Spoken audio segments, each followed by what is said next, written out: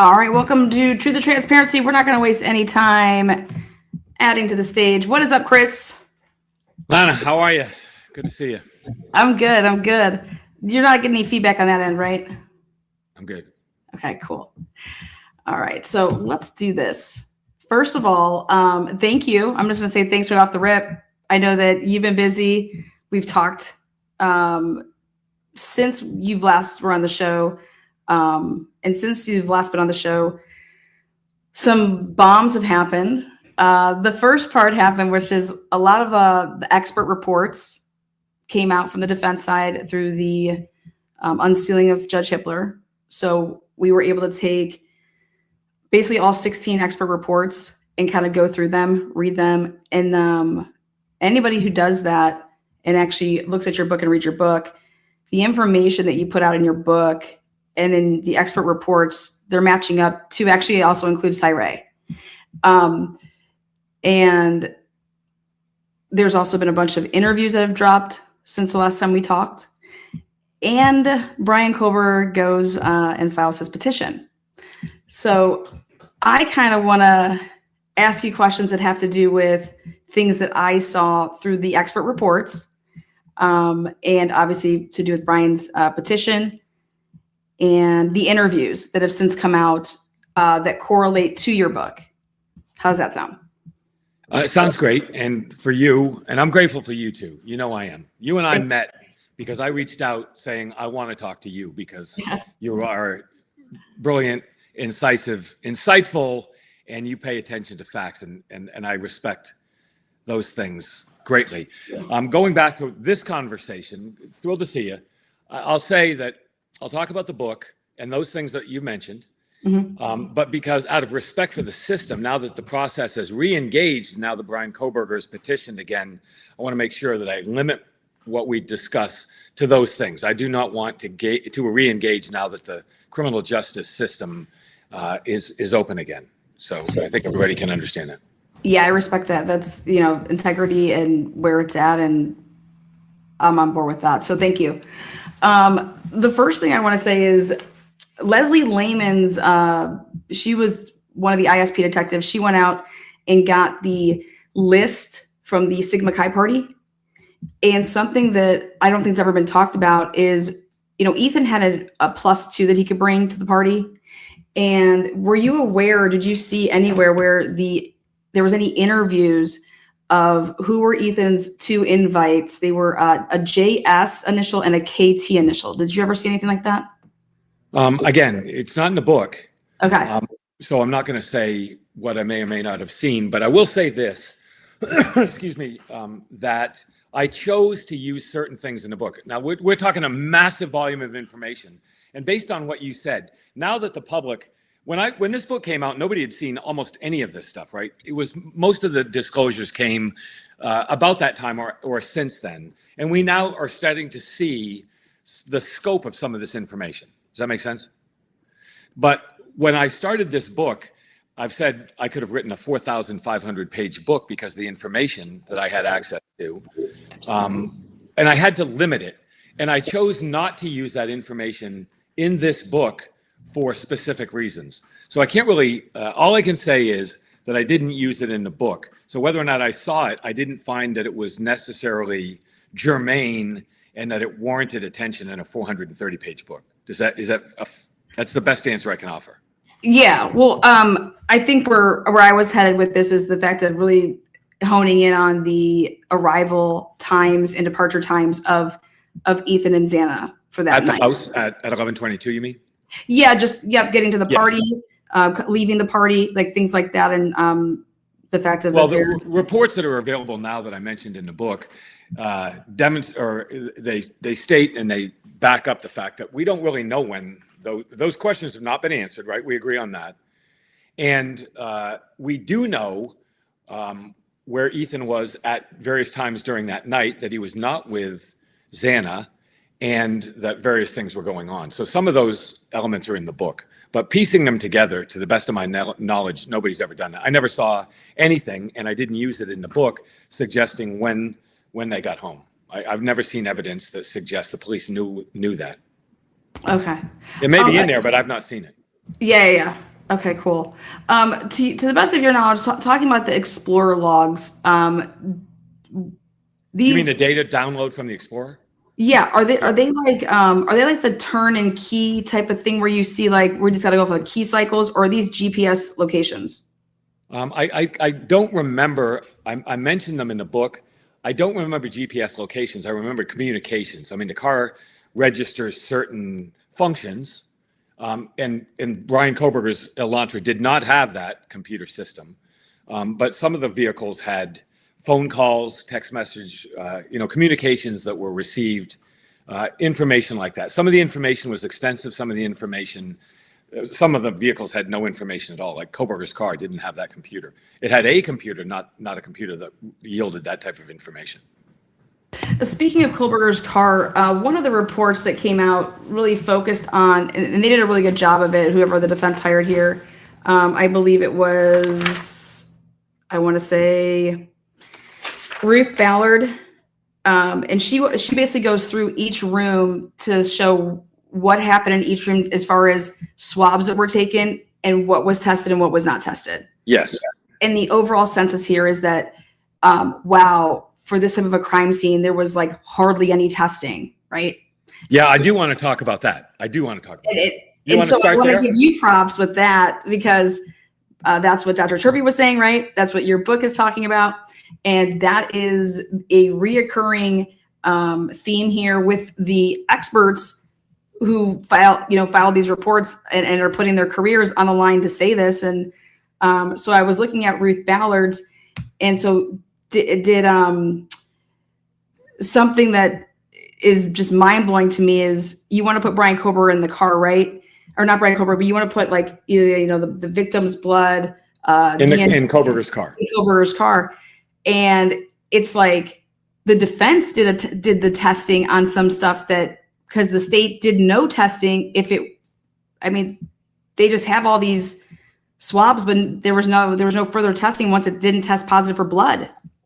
Okay, I want to go deep into this because I think it's incredibly important for a lot of different reasons. One, and I said I want to talk about the book, but I want to explain some things about the process of this book that I haven't talked to anybody else about this because nobody's asked, but you and I can work our way through this. So if you actually bought the book, got it from a library, I don't care where, borrowed it from a friend, stole it, I don't care where you got it. But if you look at it, the book is based on, 17 chapters. In each of those chapters, there's a primary source document that was written by somebody other than me, police, state police, law enforcement of some kind, the FBI, interview transcripts of those natures. When the book came out, as you said, people had nothing to back it up with. They go, who's this Whitcomb guy? And where did he get these documents? And why do we think they're accurate? Even though I said they're printed verbatim, when you put something in a book, you got to stand up to it, right? Or behind it, right? So once those documents, as you just said, started to come out, people could look and say, oh, I'll get it. Okay, he used this document. Here's the document. It matches what you see in the book. And all of a sudden people go, okay, maybe this book is a roadmap for things that I found in 6 or 8 months of 12-hour days going through this information. So there's a little bit of bona fides maybe among people who feel passionately about this case and have their own theories, right? Which is a broad audience, and that's your audience, right? Okay, now going back, the first question people ask is, where did this guy get this information, right? And I can tell you where I got information from 2 people because Dr. Brent Turvey allowed an interview and he allowed me to use his name, which says a lot about his veracity, his ethical compass, and his balls, because he took a great chance and put a lot on the line saying, you can use my name based on my experience, which is broad. The guy's written 20 books. He's testified in more than 75 homicide trials. He's one of the most brilliant, ethically centered human beings I've ever met. He's in the book because he allowed me to use his name. Chris Holland, I would say the same thing. Former FBI agent, did the profile. He granted an interview. He allowed me to use his name, and that's in the book. All the other information in the book came from someplace else, and I've not stated those sources because they wanted to remain anonymous. Fair enough? Because this is before the disclosure. So now that you have that sheet, I never even talked about how many expert witnesses Ann Taylor had hired. I knew I didn't want to talk about their reports because they did not consent to their names being used or what those reports said. Now we know that. So now you can go back and say, oh, okay, now I know where Whitcomb got his information. right? Or some of the possible sources. And in those reports, you can identify how I focused in this book on specific elements of the crime scene. And if I had to boil that entire 430-page book down to one thing that stands out as a major problem that we all should discuss, it is the common areas of the second floor. Because the third floor bedroom, I've always said, looks like a typical crime scene. The second floor bedroom looks like a typical crime scene. The space in between was part of the crime scene. It is dramatically different. So let's look at one report, and that first report is Paulette Sutton's report, in which she utters the phrase that I think is the signature bell tone of this entire investigation. Those blood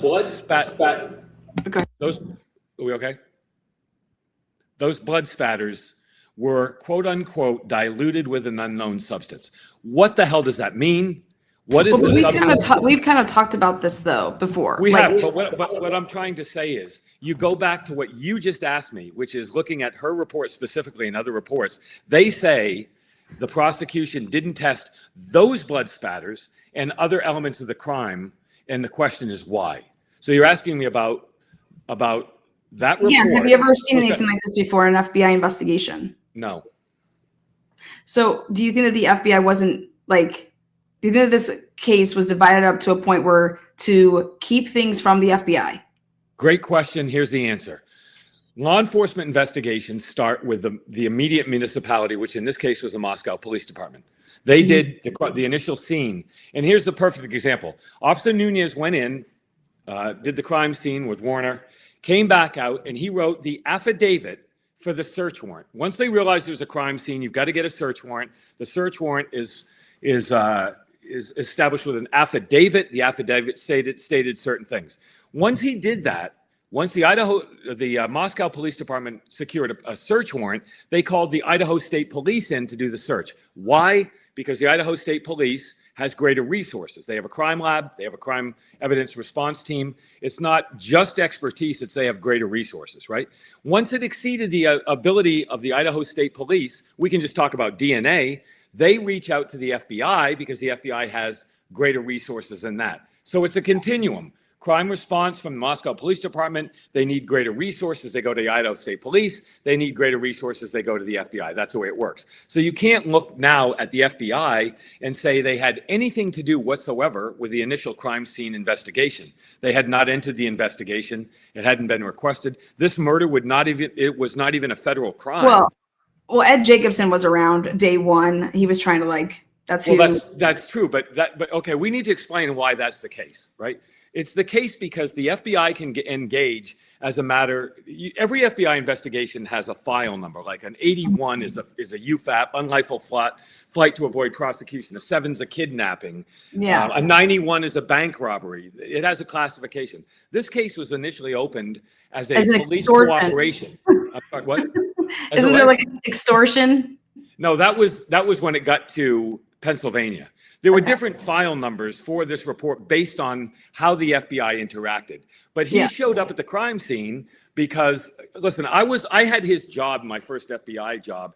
You work in what's called a resident agency. So you have a big office in Kansas City, where my first office was. Then they sent me to a satellite office in Springfield, Missouri, which was called a resident agency. And then when there was a police investigation, I would show up and say, hey guys, can I help? Can I get the lab? Can I get the behavioral analyst? Can I get HRT?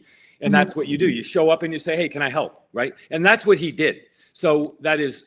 Well, that's according to James Fry, though. According to James Fry, though, he did not call in Ed Jacobson. Ed Jacobson appeared and he saw him lurking around. And Ed Jacobson is like, okay, hey, I see you're hanging around. I really don't know you. What's up? Who are you with? And that's kind of what, would you say that's.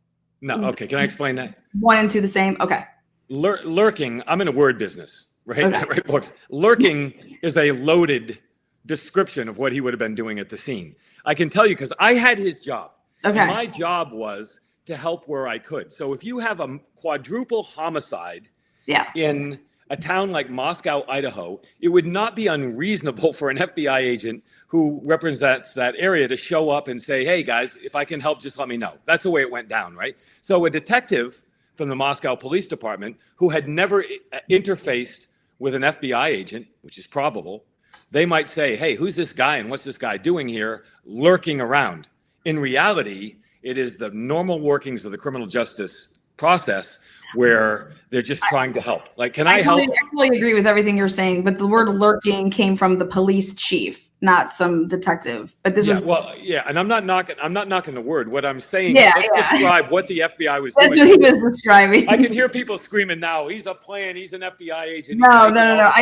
I'm explaining the way the system works, and I did it for Absolutely. a career, right? Yes. That's the way it works. So, and the FBI was not involved. They were lurking around. They did eventually get involved as a liaison, saying, hey, guys, if we can help you, if we, the FBI, can help you, tell us what it is. And as it turns out, the FBI did help them with a lab, with analysis. Well, we're going to get into some of that insight that you have from being an FBI agent. Okay, so Brent Turvey's report, he makes a note in his report that talks about the fact that Kaylee has an upstairs balcony. Okay, where if you open up the balcony, oh, look, there's dog prints because there was snow there, okay?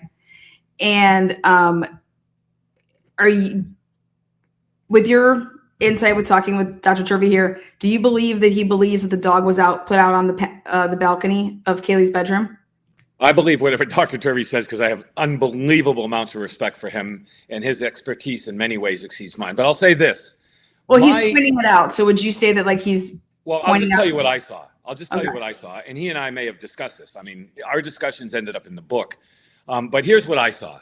I saw the body camera from Officer Nunez go up to the second floor and at some point go into Kaylee's bedroom and pull back the shade. And it appeared very obvious to me that the sliding glass door was closed. 1 second. Can we just back? You're saying that Nunez on the body cam walked over to the basically the long, what I would call blinds that are blackout blinds almost, and he pulls it to look out that window? Yes, I am saying that. Is that not publicly available?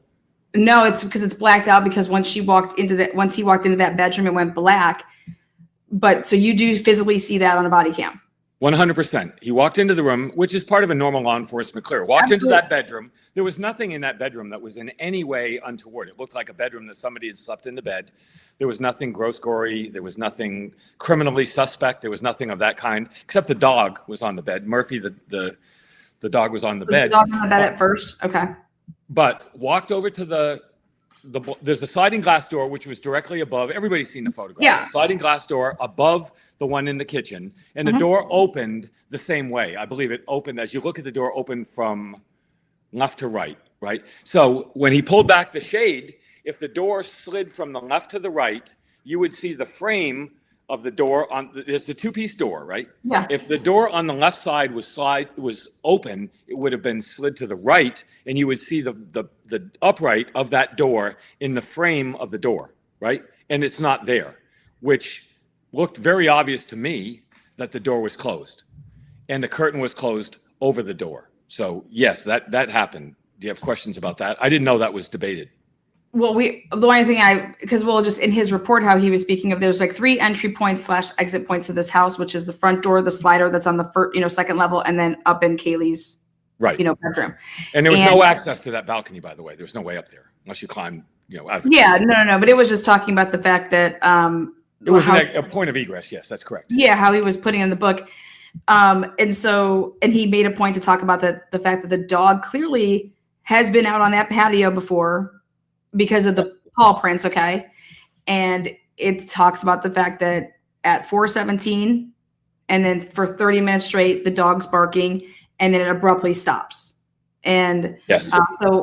So then when you put in a couple of different things that I just want to add for context, because that's what the reports are all about, like when you take everything into context, Jack D, we finally got his interview, and he says that Murphy slept in the bed with, Kaylee, or would sleep with Maddie. And so here, if they were both in the same bed together when they went to sleep, where's Murphy going to be? Okay, well, let's talk about that. First of all, I want to say this very, very clearly. I don't know what Dr. Turvey said about this. I'm not saying I don't know. I didn't pay attention. It wasn't something that I remember. I probably read it, saw it, talked to him about it. I don't know. I don't know what he said. I don't remember or whatever. But I know this. I know this.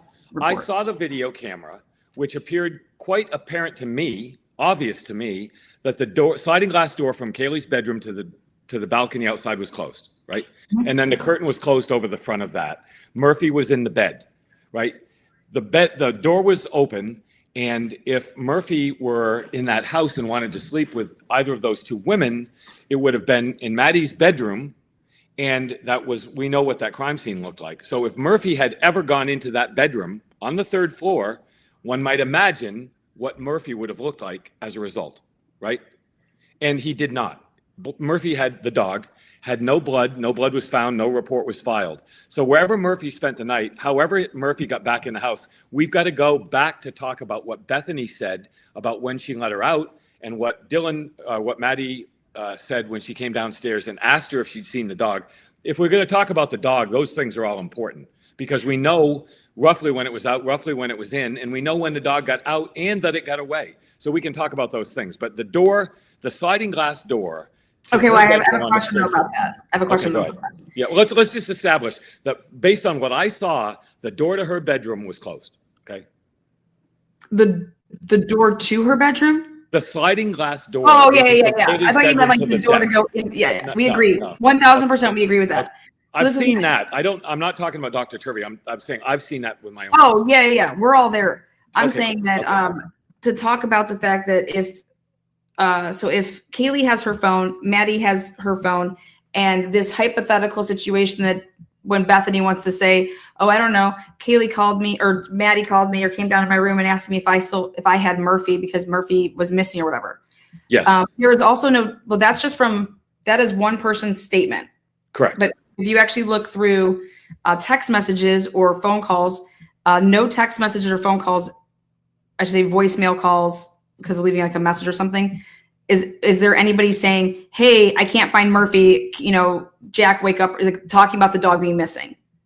You know what I'm saying? Listen, I want to be very methodical, and I want to be very specific, because every single word I use, people freak out, say whatever the case. So I've got to be very methodical and go back to what I wrote in the book.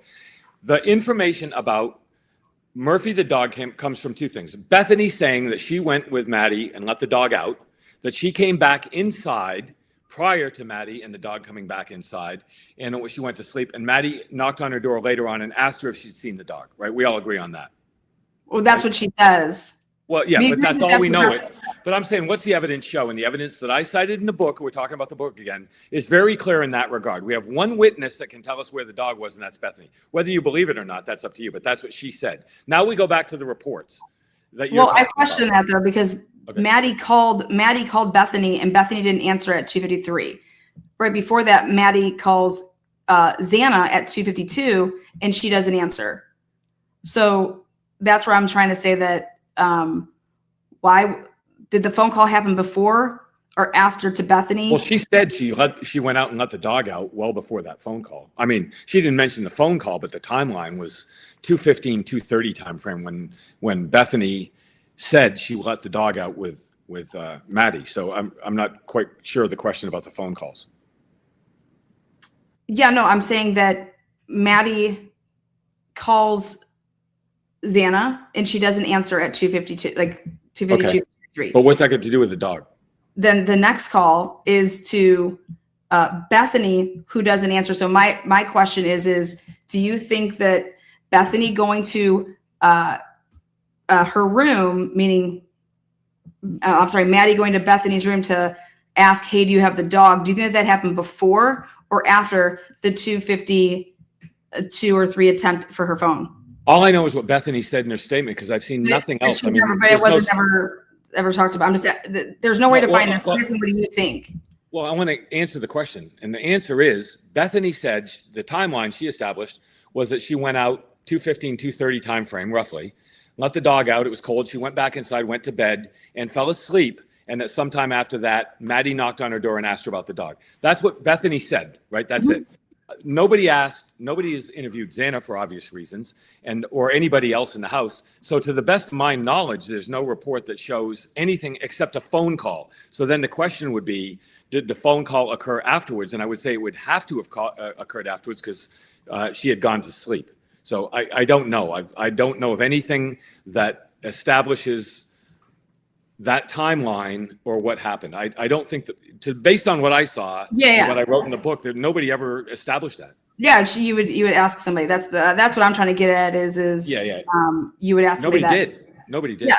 Same thing with the fact that, Maddie calling Xana and Xana not answering, nor do either one of these people ever call her back. Right. And let's be honest. There were a lot of phone calls, Snapchat messages, social media scrolls. There was a tremendous amount going on among the 6 individual phones among people in that house that night, meaning the 4 victims and the 2 survivors. And some of that has come out and become public. I've had access to a lot of it. Does it present questions? Hell yeah, it presents questions. Do I have those answers? No, I don't have those answers. Once Brian Koberger was identified as the primary suspect and the prosecution went in that direction, nobody ever had any reason to ask these questions. And to the best of my knowledge, they did not. Did you ever see a geofence search warrant return that included Indian Hills Drive street over there? I'm not going to talk about that because I didn't put it in the book. Okay. So you may have? I'm not. Okay. So just recently, Justin N., his interview dropped, which is the dude that works for the school. He was like the athletic trainer dude. He had walked his dog. He saw the door wide open. Oh, yes. Right. Okay. Yeah. So that front door. That is in the book. Yes. Yeah. So his interview finally, was released so we could hear. He was so adamant. He was specific. Timeline, adamant. The door was open. Mm-hmm. The door was open. He was. What's that driveway to the street? What's that? 75 feet? Something. It's not very far. Oh no, it's not that far at all. It's not that far at all. So yeah, I mean, he saw the door open, and he saw the door open for 2 hours. Yeah, he saw when he left and when he came back, and so, obviously, with that said, there's then a potentially high probability that door, the whole bang that you hear at 417, 419, whatever, 417, that could potentially be, since that door was all kind of messed up, when you open it, it would slam up against the wall then because it doesn't catch it, Yeah. And then therefore that door would be open. Do you know if the defense ever took pictures or did anything to see what it would look like from Bethany's room to see if the door was open, whether it was dark out or whether it was light out, what it looked like to say, like, you would totally know that door was open. Same thing with like Dylan coming downstairs. You mean, have I seen a photograph with a POV from her bedroom toward that door? Yeah, I've never seen that photograph. No. Where that was ever being like the point of contention to say, like, that the door was the source of the bang. Well, you asking that question first. Yeah, and then the fact that it's also open. So like when you're talking about a dog barking from 417, right, until 448, pretty much right around there, like 450. That time frame, is the door being open a contributor of that? Well, I don't know, but I did talk about this in the book because I talked about the thermostat and if doors were open, what was the temperature. I talked about it in great detail. But let's look at this witness statement, which I did talk about in the book, and say and address your specific question. The specific question would be timeline. And you've got to assume Murphy the dog lived in the house at least part of the time, knew the house, went in and out of the house to go to the bathroom on a regular basis, and it was 28 degrees at 4 o'clock in the morning. So if we hear Murphy the dog start barking in that time frame, and if the murders occurred at 4:15, 4:17, 4:20 in that time frame, it would present pretty obvious questions. If the front door was open, why did Murphy the dog not walk into a warm house, go upstairs and climb into bed? Because dogs sleep on a schedule like human beings and go up to the 3rd floor and go to bed. Why would the dog stay outside barking frantically for 40 minutes past the accepted timeline of the murders if the door was open? Well, it seems like a pretty obvious question. On the balcony, and then it was it seems like the dog was put outside on the top balcony in a position that it could not come in, it could not go and walk around anywhere because it was. That's where I see Brent Turvey going with his report, that it looks like the dog was. If the dog normally sleeps with Maddie and Kaylee and the dog was in there, the dog, if you opened up the door, if the door was, closed to the person or people that walked into that room, you're going to be removing the dog. You're putting the dog then not just in Kaylee's room, but you're going to go put the dog immediately out all the way to like the slider to go outside. And that seems like, and then somebody then would have to bring the dog in from being out on that balcony, right? to inside, which means that you're going to have to go all the way upstairs to the third floor, go to Kaylee's room. And then how are you not walking right past to say, like, what the heck's Murphy doing out here? And then look in and see actually what just took place, up there. And I think that that's where Brent Turvey is headed with the fact that you're using the dog prints that were on the patio, and that this is your dog being trapped. And that's why the dog would be barking nonstop for that time period to get your attention to be let back in, especially if the front door is open. If the dog was just standing at the back slider, there's obviously a way to get in because the slider is open allegedly and the front door is open. Well, I mean, listen, and I've said over and over again, I have great respect for Dr. Turvey and his opinions as an expert, and it makes perfect sense. It's very plausible. I hadn't thought about that myself because I don't have that many theories. I present the case, not my theories. This book's not about my theories. But I'd say this. I think, Lana, you're talking about two separate issues here that are interesting to talk to together. Let's say a killer came in, went to the third floor. The first bedroom the killer would have, Brian Cobra, whoever, first door they would have come to on the third floor is Kaylee's bedroom. You see the dog, and you're going to kill these two people down the hallway. I don't know how he would have known where Kaylee was if she wasn't in her bedroom, but he sees the dog and he goes, okay, I think there's a door behind this curtain. Let me see if there's a door. Opens the door. Somehow the dog goes out on the balcony, closes the door. That's a series of ideas that I didn't. Is it plausible? Yes, right. It's plausible. Then we have the separate idea that the killer came into or left from the front door and for whatever reason left it open, right? Dylan Mortensen claims she saw the man in black with a balaclava and leave through the kitchen and go out through the door on the second floor, which was clearly open when Officer Nunez arrived at the crime scene. The front door was closed. So if we have witness evidence, the door was open until about 11 o'clock. I think it was right around 11 o'clock, right, when the walker came back by. How did the door get closed? What's that? The walker always said it was open. Connor's it was open until. Well, yes. Okay, so let's get back. Because again, you got to be very specific. We're talking about two issues. Murphy the dog in the third floor in the bedroom with a sliding glass door. That's one issue. A separate, possibly related, but maybe autonomous issue is when was the front door to the house open? We have a witness who said it was open approximately from 9 a.m. to 11 a.m., right, when that person was walking their dog. I think that was the timeline. Yeah. When Hunter arrived at the house, the door was closed, maybe locked. What's that? Yes, according to Hunter, yes. Yes, at noon, right? Mm-hmm. So how did the door, if it was open at 11, get closed at noon? Who closed the door and why? And if it were the only two people we know of in the house, which would be Dylan and Bethany, then the question would be, when did you leave the room? And why did you close the door? And when did you call somebody? And why did they open the door? So that, to me, it's all pretty much answered. It's all pretty much answered when you look at Jenna. So this also just got released, like the whole Jenna text messages and Jenna to know things and to say things. But they specifically, in the interview, because again, I go to Brent Turvey's, he decided to use Eric Warner's report in his report, which I thought was very, very smart of him. And he immediately goes to what Hunter said, which was, they called Emily and they said that they could not wake up the person, the second floor roommate who was on the floor. Okay. Correct. So that would require you, which would make sense here, to leave your room, go upstairs, and you walked in there, right? Correct. It would also require that you'd pretty much be right next to the front door, which is, if it was open, then, oh my God, like you've had. Right. You would have to pass the front door. You just closed it. Yeah. You just closed it because it was open.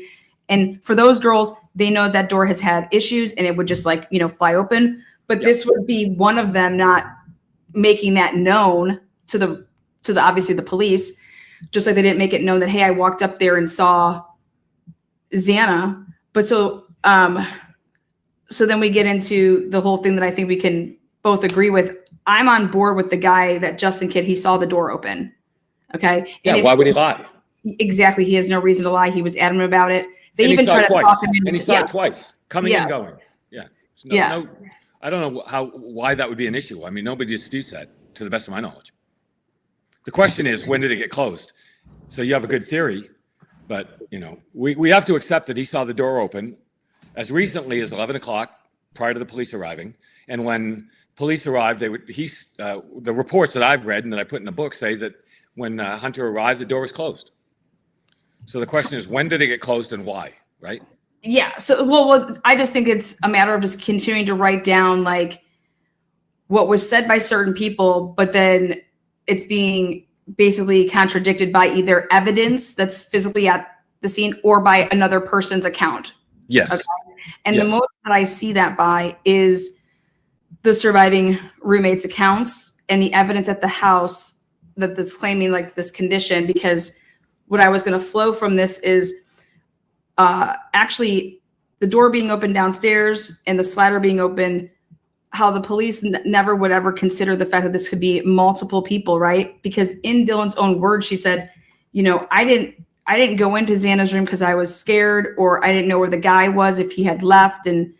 But nobody ever talks about the fact that maybe there's more than one person there, right? Okay. Again, I've got to be very careful what I say, because people will hold me to what I wrote in the book and what I say on here. And like, you know, I'll say one word and people freak out and say, oh, whatever the case may be. So I'm trying to be careful, and I'll say, we've got to take each of these as an investigator, as a former investigator, and as a journalist. I've got to look at these things discreetly and say, it's your job to make them add up, right?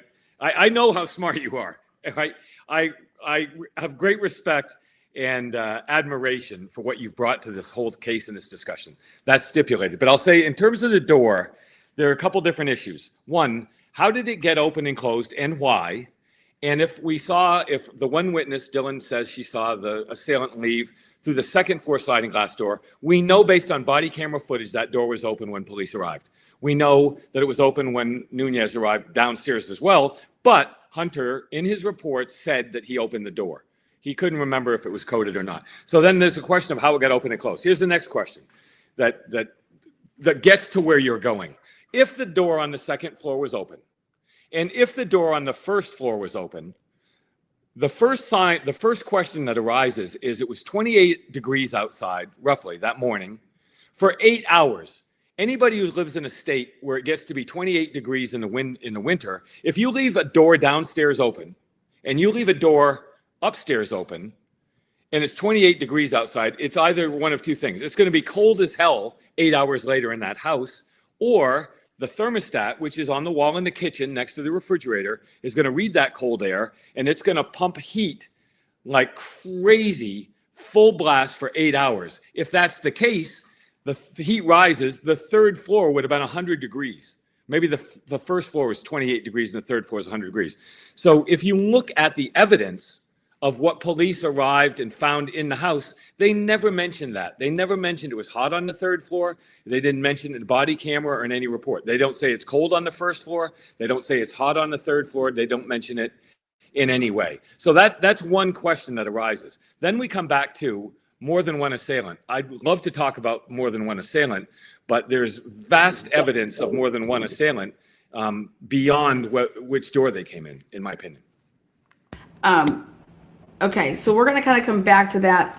Did you ever get to see the Xana? I don't know, because I think you talk about it in the book a little bit. The Xana party picture that Jackie took and she put on the Snap story of her playing the guitar. Did you ever? I didn't put a story about it. Look behind me. I'm a guitar guy, right?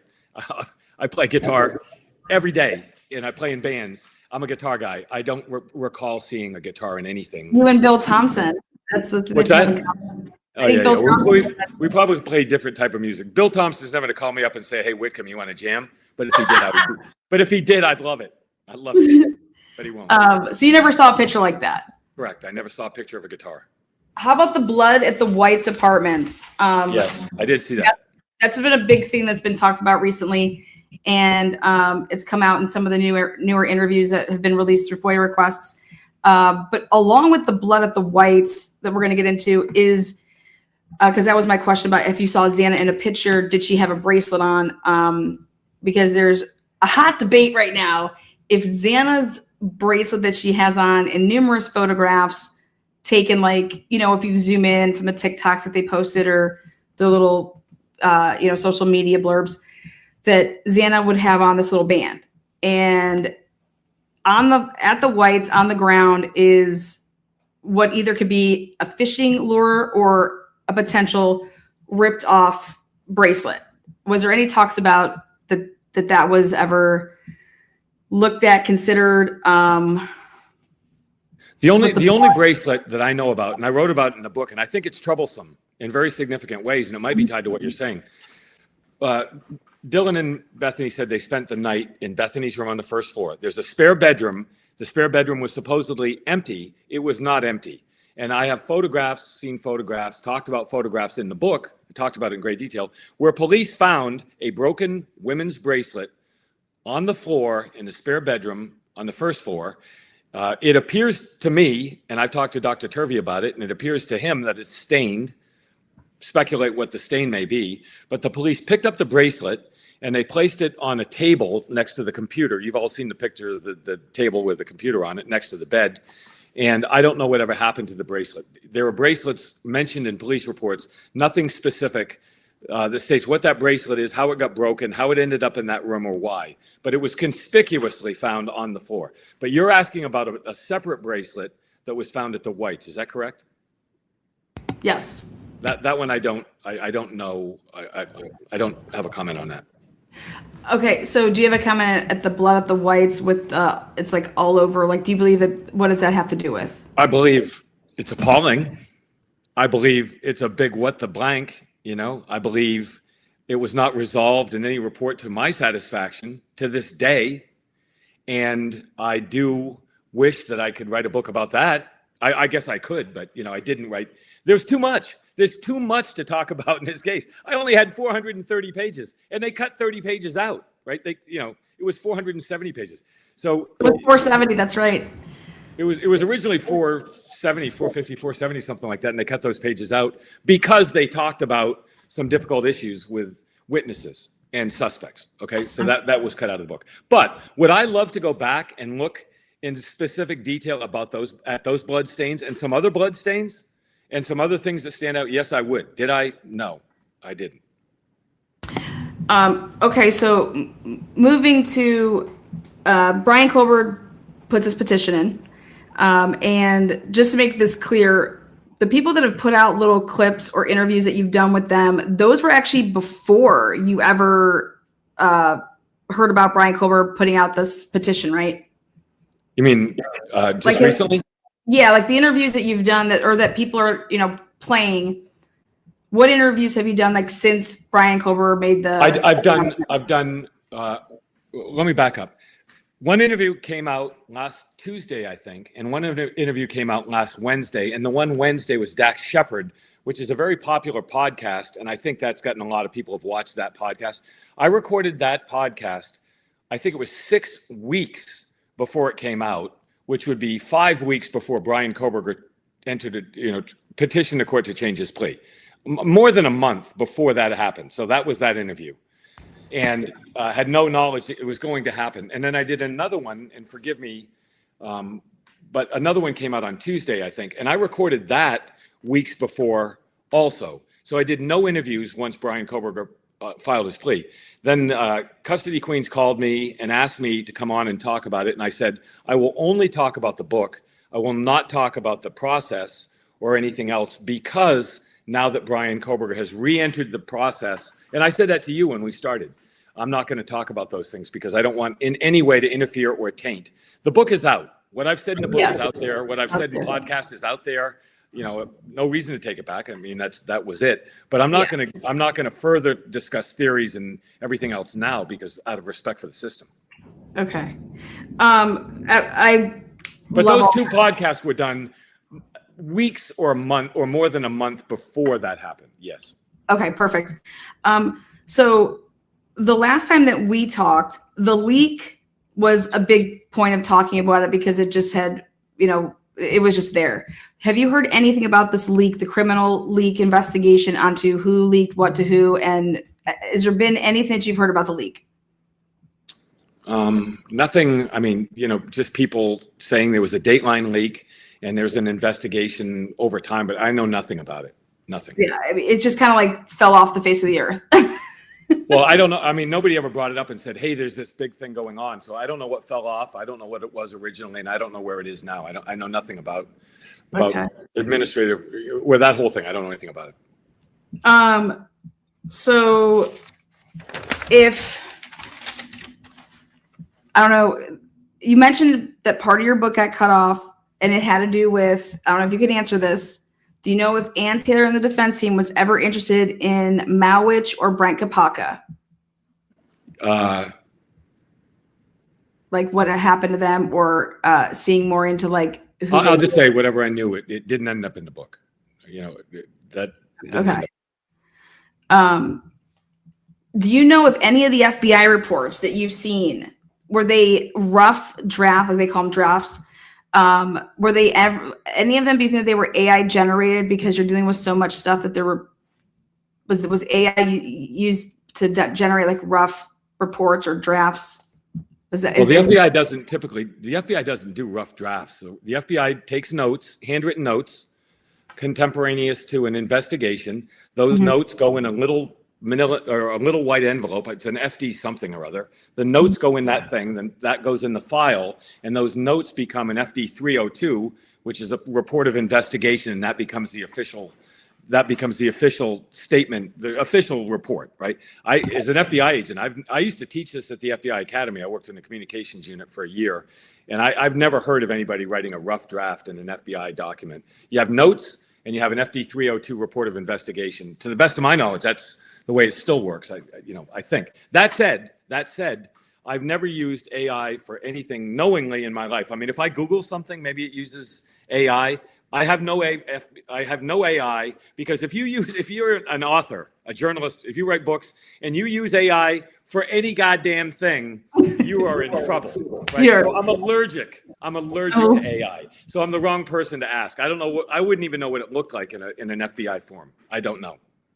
Okay, so I'm glad that you just said that, because you're the person to ask for this. So what is policy protocol if the FBI is brought in, and just like you said, they're taking notes? So each day of this investigation, there was a briefing in the morning and a debriefing at the very least in the evening. Would the FBI be having their notes, taking these notes each and every day? And would you expect notes from the brief and the debrief per day? I personally never did that in my career. I didn't know anybody else to do. If I go to a briefing, a multi-agency briefing for a case like this, I would go to the briefing, I would get an assignment. There's usually some sort of a tactical operations or a joint operations center, a JOC or a TOC. The FBI has the SIOC, Strategic Information Operations Center, with the big cases in DC. That's very common. Interagency communication requires these meetings. I personally never filed notes for one of these meetings, nor did anybody I ever worked with. You get leads and you do that, but it's I never did it. I don't know if there were, if that happened, but I never saw it in my career. Okay, so Brett Payne was given, and this comes from two different reports. Brett Payne was given an FBI like VICAP situational report that was issued by the FBI, and there's in one of these, or just one, if there was just one, there was a VICAP report that was never signed. How does that happen in the FBI? Okay, great. Okay, let's be specific about this, because these things are really important, and only you would ask these questions, and thank God you do, because I can explain them. Okay, so I know when I say this, I know there's somebody going, "This guy's a know-it-all, and he's all all this stuff." I don't care. I'm going to tell you the way it is, and you can make up anything you want. VICAP stands for Violent Criminal Apprehension Program. Okay, it was started by a guy named Art Meister, roughly 1997, 8, 6, 7, 8, late 90s, right? And it was placed in what's called the Critical Incident Response Group. Critical Incident Response Group is a hostage rescue team, the negotiators, the profilers, an administrative group. It is a crisis response mechanism based in Quantico, Virginia. How do I know all this stuff? Because I helped start the program. One of my first promotion in the FBI to supervisory special agent, and I was, a GS-14 supervisory special agent. My first promotion was to VICAP to start the program. So I can tell you what VICAP is. And the idea is very, very simple. Somebody came up with the idea back in the day before, there was no internet back then. There was no AI. Cell phones weren't even widely used. And the idea, Lana, was this, that if you're in Miami, a detective in Miami Police Department, and you find a hand washes in on the beach, right? You got a hand, no body. and somebody in Omaha, Nebraska finds a body and it's missing a hand, nobody would ever be able to place the two together. They're geographically and jurisdictionally separated as law enforcement officers. So somebody, maybe Art Meister, a great guy, one of the biggest jokesters I ever met in my life, he and people got together and they said, look, let's come up with a program where we can match the hand in Miami and the body in Nebraska, and let's find the bad guy that killed and took the hand to Miami, or the body to Nebraska, right? That's the idea. That's what VICAP does. So when a crime, the idea is, when I was in VICAP, I'd go to police departments, like the Moscow Police Department. I'd say, hey guys, next time you have a crime, could you just fill out this form? We'll put it in a database, and then we can track this crime around the country. That's the idea. It became very effective. It took a long time to get it going. That's VICAP. So VICAP comes in as a resource like the laboratory or a surveillance group or whatever else from the FBI, and they say, give us the details of your crime so we can see if that happened anywhere else in America. So the Moscow Police Department puts in the data, and VICAP goes, did we ever have 4 college students killed in a house anywhere else in America in the last 5 years? Right? That's the idea. So that is not an FD 302 report of an investigation. That is a formal analysis, like a laboratory report or like an analysis that the FBI would do. Yeah, it's a very different type of thing. So there are no notes. The notes so they fill out the form gets pushed into a computer database, and they send something back. They're very different types of things. Okay, so is that clear? Yeah, and I'm taking this from Barbara C. Wolf's report, and she's like, there was an unsigned document titled Behavioral Unit of FBI VICAP RE for the Idaho students VICAP number, and then it gives a number. Yes. 2022 ZZP0001. Yeah, it's just a database reference. That's all it is. Yeah, and it opined that Kaylee was sleeping at the time of the attack, and by Blitz was hit with a hand, fist, or clubbing instrument and stabbed/cut. Ethan and Madison were also believed to have been awakened and stabbed and cut. The document opines that Xana encountered the assailant in the house after having been on social media shortly before and was cut and stabbed. All 4 victims are described as having puncture/torture wounds. The document describes symbolic acts in many of the wounds, all of the victims were nearly identical in shape and location. And then it goes on. And then it just goes on to further say that this was an unsigned document titled what I just told you, and in which it was opined that the victims had torture wounds and that they were symbolic meaning to many of the wounds. And the only thing that Barbara C. Wolf said is that I respectfully disagree. She says, I respectfully disagree, but she says that I will give an opinion because about the anterior neck, that does merit comment, because basically Barbara is saying that the incised wounds on Madison's neck and Kaylee's neck, they are superficial, and Madison's more so than even Kaylee's, and that they are described as being minimally hemorrhagic, and that the superficial nature of these wounds, because of the soft skin back there, it's really unusual. And this would actually take somebody, this would be like something that would happen afterwards. And again, adding time, she said. And what's your thoughts on that? My thoughts are, I wrote about that very specifically in the book, and I want to explain to people that are watching right now what she's talking about.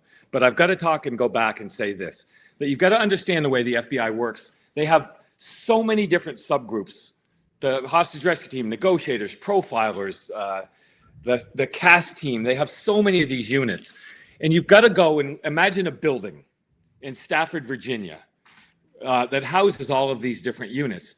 And within the profilers, let's just call them the profilers, called the Behavioral Analysis Unit, and there are several of them now. It's evolved over time. It's different now than it was back in the day.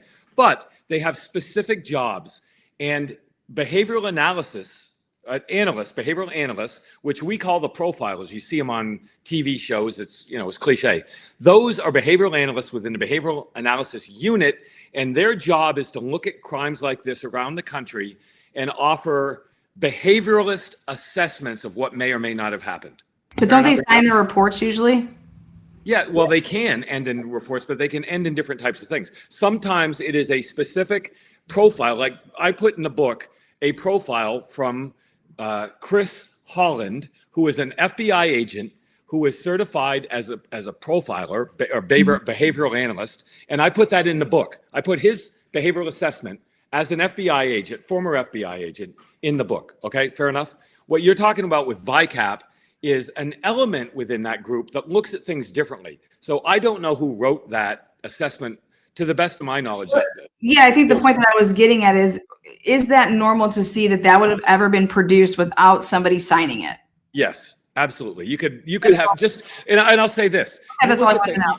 Okay, you look at the CAS data, you look at the lab reports, you look at all those. None of those reports are signed, or not all of those reports are signed, but they have a name on them based on who put the data together. That's what I mean. These are just forms. You know? That's what I mean by putting the data together. You would print something up and just hand it to somebody without saying an out. Well, if it were a formal finding, if it were a formal laboratory report, a CAST report, various reports. There were reports, and then there were reports of investigation, which is FD 302. I'm sorry, the what? I think for me it was given to Payne, right? Because they provided this to him. And either somebody has to say something, whereas if I was to read something, I'd be like, well, who came up with this, portion? Well, their name is on it. Their name is on the thing, but it doesn't mean they had to sign it. No, I didn't mean sign it. Okay. Their name is on that because the way that I'm understanding this it says it's a. Yeah, I don't know what I can't comment on what she says because I don't even know what she's talking about. Okay, she says unsigned. So you're basically saying she knows they just didn't physically sign it, but their name would have been in print. An FD 303, if you do a crime scene investigation, if you do any investigation, I interview you, I fill out a report.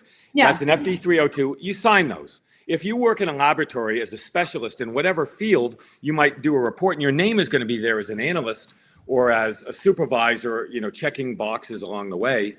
But often those are not signed. They're just provided as documents. I guess she's using the word unsigned document. Maybe a better word is to say is nobody's name was attached to it as to who came up with that. Yeah, I have no way to comment on that in any way. Okay, that's all I want. I don't know what she's talking about. I don't know what she wrote. I don't even know. I have no comment because I have no information.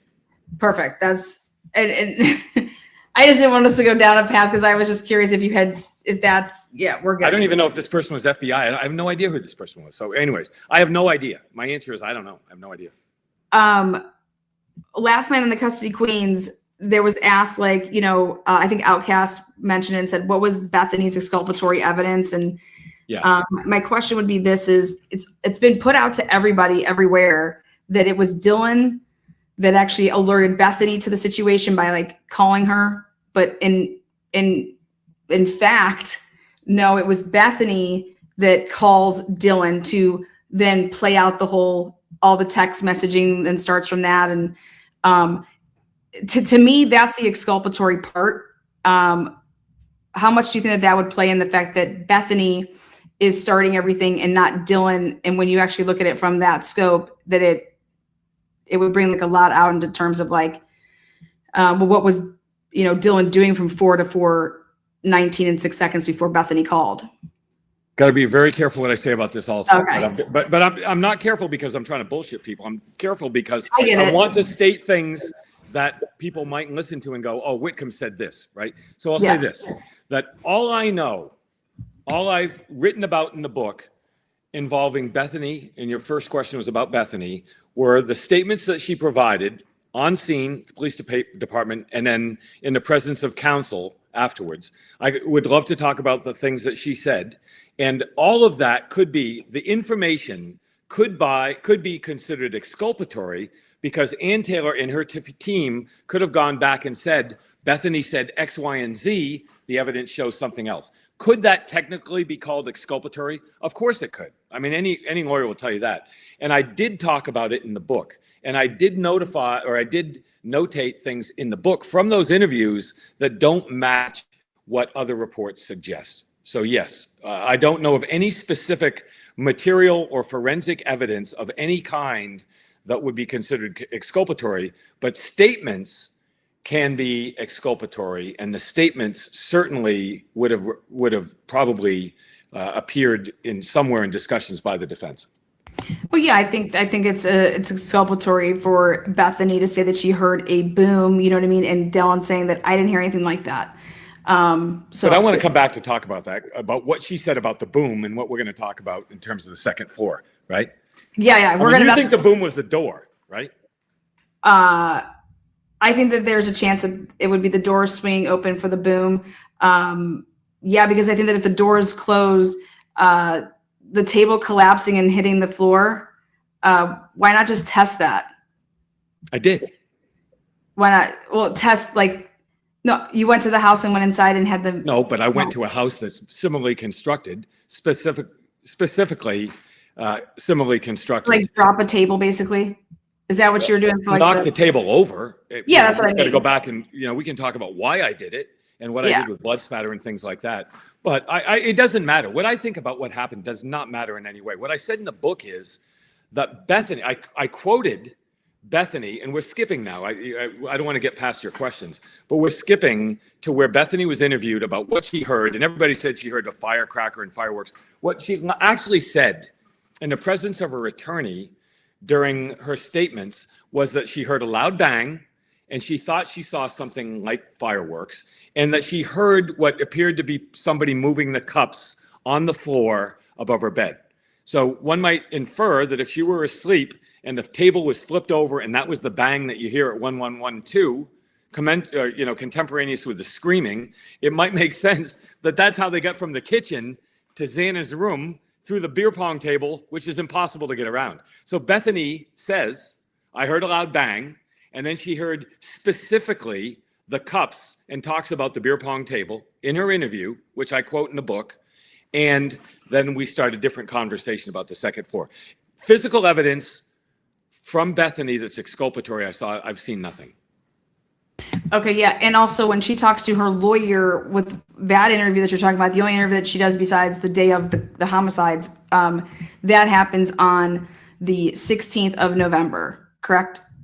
I don't remember the date, but it's in the book. Dylan's the 7th. Yeah, I don't remember the date, but it's in the book. Okay. So then next here is, we're going to talk about one of the interviews that just got released, D. And she was actually interviewed on the day of the murders, when the cops go over to the first floor, people at the Queen Road Apartments. And she's talking about before she went to work, because she works 10 to 6, that she saw people over at the house. They were trying to get in or something like that. And hey, we're here type of thing, but that she left for work. Now, what has come out since the book has been her actual interview as in audio. And these police officers tried every which way possible to get this girl to say that that was her car, even though she kept saying, no, I was at work. My question is two parts. Let's define for the audience what car we're talking about. Okay, we're talking about the 423 and some change vehicle car that's parked, and you can see it on the Linda Lane camera. And somebody's like, going over to it to get in. And then it reverses out, and then it would then travel past the Okay, right. I'm thrilled you brought that up because I talk about it extensively in the book, and I was hoping that you specifically would read that, see that, and go, okay, I'm on it, right? Because I did it. There's a couple. I did, and there's a couple things I want to point out. All right, let me tee this up a little bit differently, okay? That we all know about the white car leaving. We all know Brian Koberger. We know all this, right?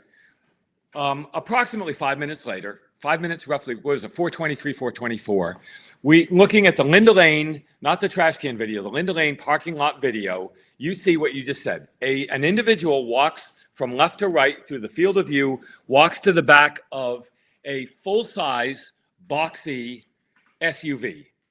The light comes on inside, and it indicates that the tailgate was open. They're carrying something. It goes in the back. The tailgate closes. They walk around to the front door. They get in the driver's side door of the SUV. It backs out, and it drives away, right? Okay, so now we're talking about a specific vehicle, a place, and a time. Where do we go from here? So this is where we go from here. Is what I went ahead and took is I went and took Dylan's text messages, Bethany's text messages, and I timestamped them. Okay, great. To be able to show that in one of Dylan's interviews, she is asked, oh, is there anything else that's important or whatever? And she's like, oh yeah. And then she says, oh, by the way. Yeah, by the way, I want to tell you about this vehicle that I saw. And she's specific about, now it's really important to understand, she was talking about that we'll hear cars and stuff like that because it's not that loud, and or our house is not that thick and we can hear things.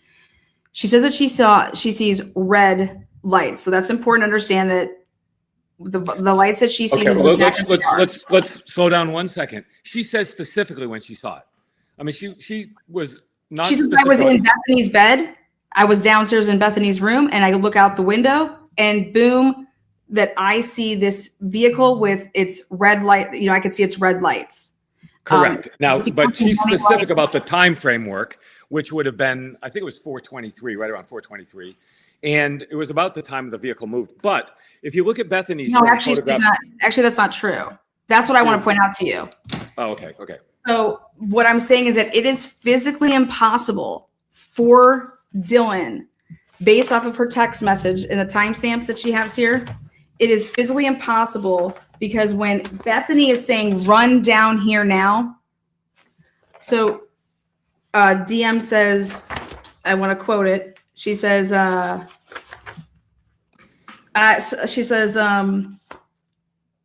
my phone is going to die, you know, F. And that's at 4:24 and 11 seconds. Okay.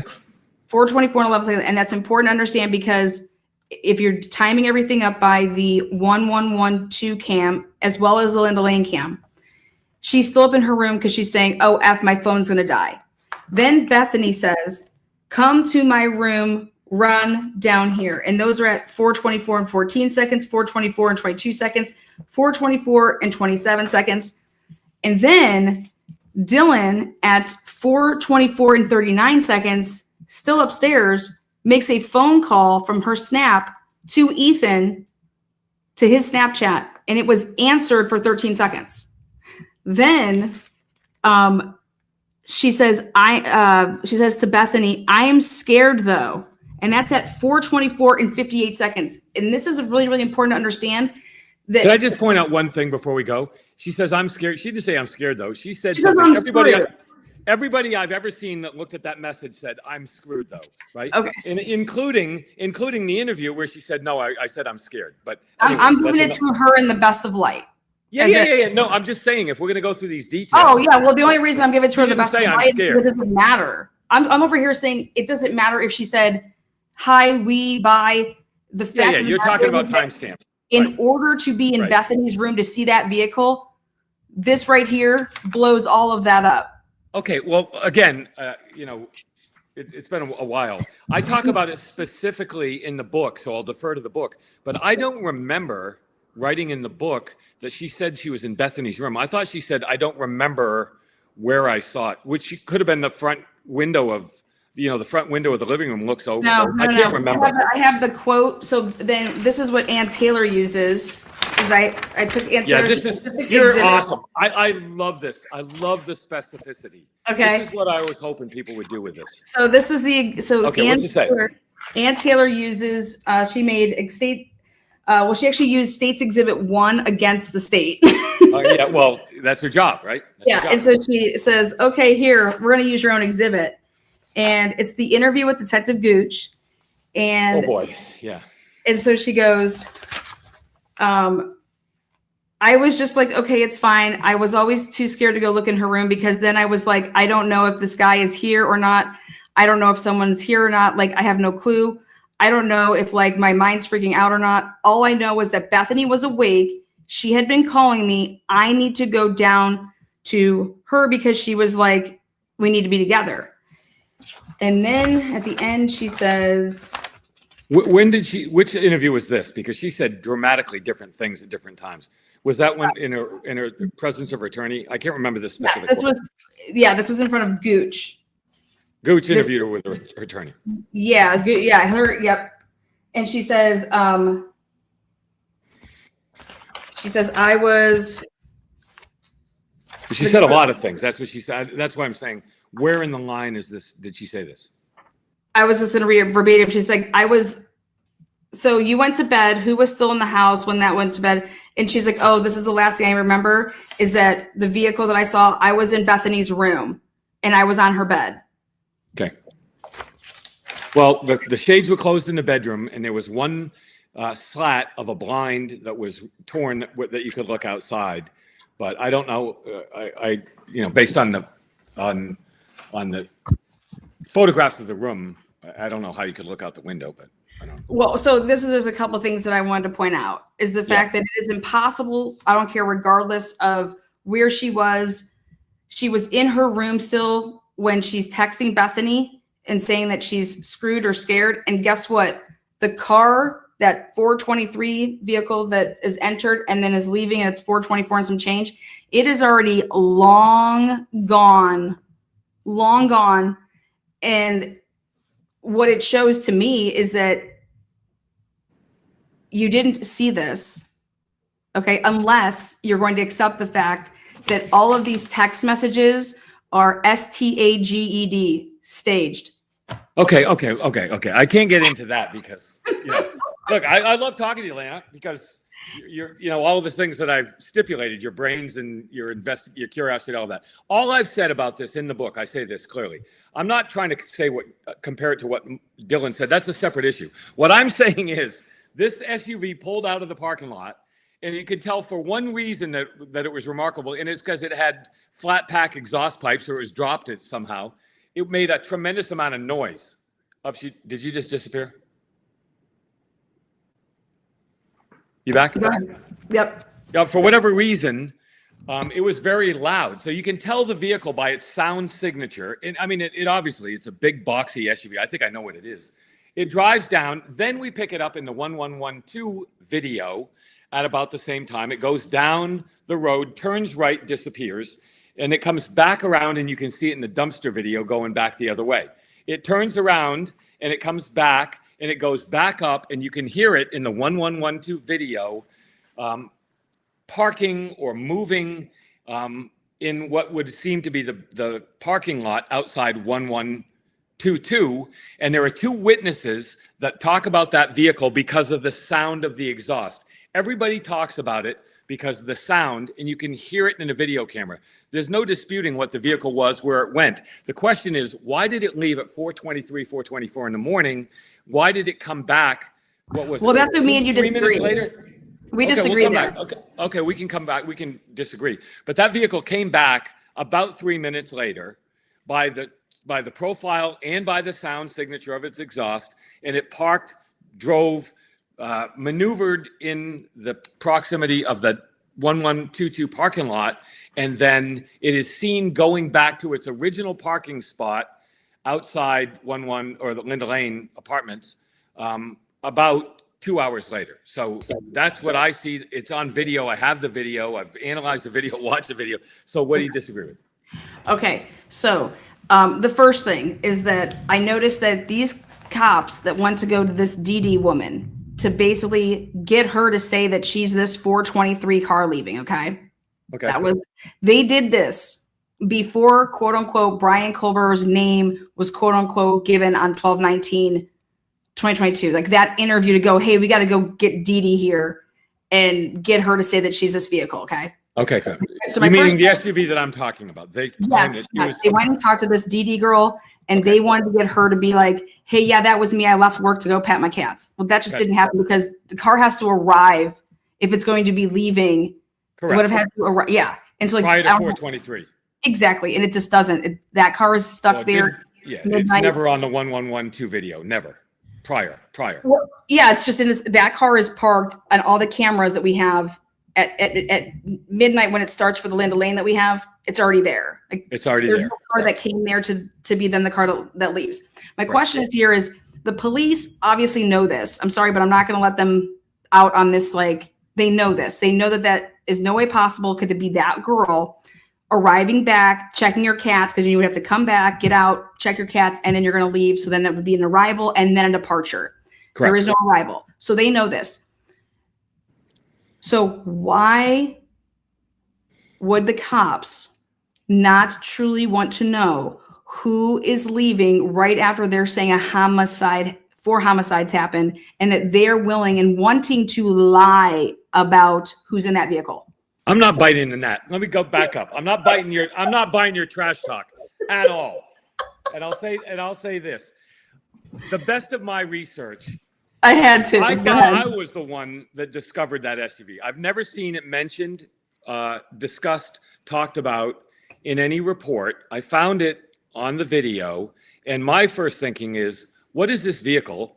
Where did it come from? Then I tracked it back up to Linda Lane, the parking lot, the sound signature. Then I found the reports in the file where people talk about the loud exhaust. Then I watched the other video and I tracked it back. That's what I wrote about in the book, hoping that you would chase it down and find out. Somebody had to be a right to park there, although that was assigned parking. And they left one parking spot. They went back to that parking spot, except for the 2 hours that they appeared to be parked at or in front of the house. And that begs obvious questions, because whatever Dylan Mortensen saw and told police that she saw, there's no other vehicles I know of watching that video that went by the house. I mean, is there another vehicle that you know of that somehow? Other than that vehicle, I don't know of another vehicle coming and going between the white car and, much later at night. No, what it seems like is happening here is that Dylan Mortensen, how do you even know about a vehicle that's doing that? That's what I said in the book. I said, this is what what she said, and this is what is not explained. It's a hanging question. It's impossible for her to see it unless she's actually in the vehicle, was the person in the vehicle, because to know that a vehicle even was passing by at that time, I'm saying that she doesn't even have the capability, if you're going to go by the text messages and you're taking her at face value, that she's in a room that has no way to see outside that house. Okay. Yeah, I'm going to say this is your own private Idaho, Frank Zappa's Idaho. So And I'm then going to say, go get him, Lana. But this is way outside my pay grade. I wrote about things I knew based on reports in the book, and that's all I'm talking about. I don't know. Well, it seems like the cops prevented themselves, or they didn't. It seems like the cops, to me, know exactly who was in that vehicle and left, but we need to have somebody else. How did the police? I don't know the answer to this, but would the police not try to find out? I mean, look, I've got a list of every vehicle registered to a student on the U of I campus, and I've got a vehicle that stands out very clearly by sound signature, by assigned parking spot, and because it's a very unusual looking vehicle. And I want to know the answers. I wrote about that in the book, and I don't have the answers. It seems like you or the sworn officers. I need the Palouse properties. I need the Palouse properties permits that for that back area. That's that Palouse. Blaker went and got it, and then we'll get to that. But now this is where I'm going to challenge you, and that the car that actually comes back. So I believe that this vehicle leaves. Yeah. And the SUV that left at 423, it went somewhere. And then what we've, in this little community that we call our little community here. Community, yeah. Okay. Gonna give a shout out here to Mark B. Mark B. We have tracked down the fact that the vehicle that actually comes back is, we believe, that's why I was like, I need to see these Explorer logs. That we believe it's the Explorer that actually is coming back and parking at the 1122 house. And then that's where it stays, then in that little slant area. And then because the girl that actually comes back from work, the DD that they try to. I got to jump in here, because we can agree to disagree on all of this stuff, and that's healthy. People should disagree, and they should get to the bottom of things.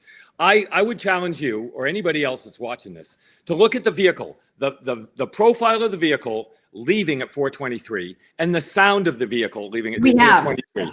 Okay, the vehicle that comes back is identical in profile and in sound signature, to the exclusion of all other vehicles. That it had bad exhaust pipes. And the vehicle, to me, I can't say crap about the white car because I can't see anything with the headlights. Yeah. That vehicle appears identical to me. So we can disagree. I think that SUV left, returned, and then went back to its assigned parking spot at 620, whatever. I mean, you agree with that much, right?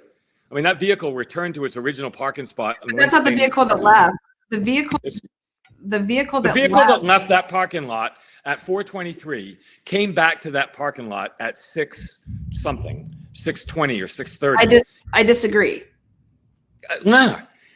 In the same person got out of it. It's Oh, so wait. obvious. It's not the same. Wait. No, this is why, because it's not this. They don't come back to the same parking spot. They It's come two back more- to the two exact ones down. same park. No, it's not. It's the exact same parking spot. The Okay. exact same vehicle leaves because the other cars, you can count the cars. The other cars are still there, and it comes back to its exact spot, which I assume was an assigned parking spot. I don't know.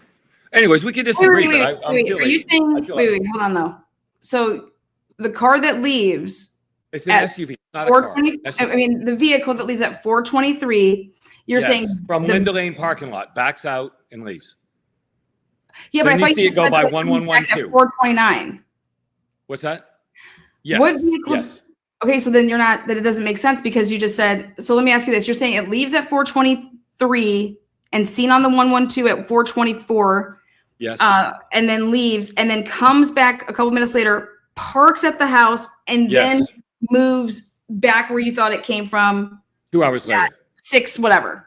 Yes, that's what the evidence, that's what the video camera looks specifically to me. And that's what I wrote in the book. And the best part about this is we can agree on this. The cops purposely did not investigate who truly that car belongs to and was driving that vehicle at 423. Can we agree on that? Well, that I know nothing about. I don't know what the cops did or didn't do. I found it myself. Well, I wrote it in the book, not from a report. What's that? They assigned it to the girl Dee Dee because the audio in the written report, they write in the written report that Dee Dee was that car. 2 issues. 1, what did I see in the video? What did I write in the book? 2, who was it? And that's you. Nice. Good luck on your Pulitzer Prize. I can't wait to see it. I want to be there for the ceremony. I admire what you're doing. All I'm commenting is on the vehicle. When it left, when it came back. You're doing the hard work of who it is and what they did. And so, but we would agree that the police tried to assign this vehicle to somebody that it is not. I'm not going to agree to that at all. I don't know that at all. I know they talked about other vehicles. I don't know what those vehicles are. Have you not read the report from the DD? Yes, I have, but I interpret them differently than you did. Okay, right? How do you interpret it? Then that's my question. How do you interpret that was the vehicle they were talking about? I do know that there were 2 reports where somebody said they heard the sound signature of that vehicle leaving. Those are 2 reports, right? Who they decided the DD was in the car, I don't know. That's the Nick guy. Yeah, yes. that's the Nick kid that talked about the fact that he woke up outside. No, there were 2. No, that's the guy on Palouse. That's the guy in Cone Stagna or whatever, right? I don't know. They're both in the book. I talk in the book about witness accounts of a loud SUV driving by at that time frame. So I matched the video with the police reports, and the defense did that. The defense went and looked into all of that. Yeah, and they put on their Taylor's office went and looked into that. Yeah, and then Ann Taylor put on her witness list. The initials are D, and I'm not. Okay. Now, you're talking about Ann Taylor's report, not a police report. No, I'm talking about Ann Taylor's witness list has the same person that's from the specific Idaho State Police interview of the girl that lives right there in Queen, just a couple doors up from the house. They went and interviewed her. Her name is. That doesn't ring a bell. I didn't write about it in the book. It doesn't. Desiree. Yeah, I don't know. I don't. I didn't write about it in the book. I don't know what you're talking about. So you probably don't know what I'm talking about with this interview. That's what I'm getting. I think I don't know what you're talking about. I think that's the case. Okay, well then I want to get this interview to you. It's like 6 minutes long. And that's where the disconnect here is, because there is an interview where the cops go physically to this girl's place where they actually have her down at the station, and they are trying to basically tell her that she's this vehicle that left at 4:23 and some seconds leaving. And that's where it's like she's telling you that she did not come home from work, and she works from 10 p.m. until 6. She was the only one there at work. I'll say this. I think that vehicle is critically important in this investigation. I agree with you. It is a massive black hole of what the hell is this all about? And to the best of my knowledge, it's hanging out there. And you, Pitbull, are the only person I know that's going after it. That's why I wrote about it in the book. I thought maybe there's this woman named Lana out there someplace that can chase this down. I think it's critically important. I didn't have room to go into it in great detail. I planted the seed. Go get them. Go get them. I think it's critically important. It's critically important. No, that's perfect, because now it makes sense. You have not seen that. Have you ever seen the report from the night of the murders from 1:45 a.m. to 2:25 a.m. of a silver Elantra that was pulled over with drugs and 4 sorority girls? No. Because that report was locked. And what I just found out recently is that they destroyed the body cam, but that car was out traveling around the night of the murders being found, just a couple streets over there, and it was a 2013 silver Elantra. So that I don't know. Isn't that nuts? You could ask me where's Jimmy Hoffa? I don't know. I mean, I talk about things. I know. I'll talk about UFOs. You want to talk about UFOs? I don't know those. I defer to you. I want to ask you questions. That's important. Listen, the ultimate goal of this book, I believe. I mean, I sat and worked for a year. It takes a lot of work to do something like this, right? Commitment, passion, belief in a system, all of those things. But at the end of the day, I never thought this book was the answer.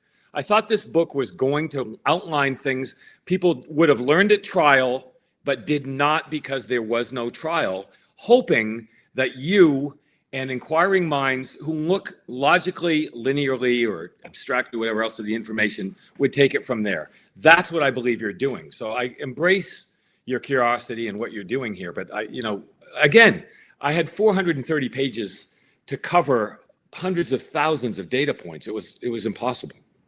No, your book, it was, hey, Brian Kober's over here quoting Broken Plea. We won't get into that because that's part of that. But I think that says something. You know what I mean? I think it says something that Brian Koberger would not have known the information from his attorney. His court stipulation says he didn't know all this stuff. Yeah. So if Brian Koberger is in fact learning this from a book and not crazy? from his defense attorney, if that's the case, this is just Brian Koberger, saying things. If it's the case, it's not about the book as much as it is why. If he didn't know this, why didn't he know these things? That would be, the next. Well, and I'm saying though that he learned about it though from the book, which is like, can you just imagine if that is the case? How crazy that would be for someone to imagine. That's what he said. So, okay, here's a question. Did you ever see, because I find this hard to believe as a college student that I once was, how can I possibly go to school without a laptop or a computer in this day and age? Where was Bethany's laptop and where was Ethan's laptop? No was idea. that ever like anybody cared about, like to find that to say?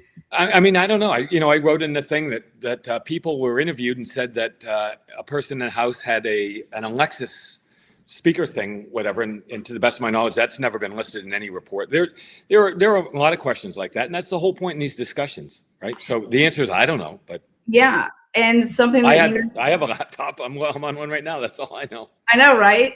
Yeah. Something else that I thought was interesting is that because in Carol Pendon's report, Carol Pendon and her husband Kevin, they were brought on by Ann Taylor, and in their reports, I was like, hot damn, here it is. That they talk about the fact that every single person, they're alluding to having multiple devices, as in mobile devices. Is that something that you ever saw, minus the fact that Ethan only had one phone, that everybody else had multiple phones? I will say this because I wrote it in the book. There were more phones in the house than there were people. Okay. Yeah. So then, yeah, because I was like, that's. I don't know why.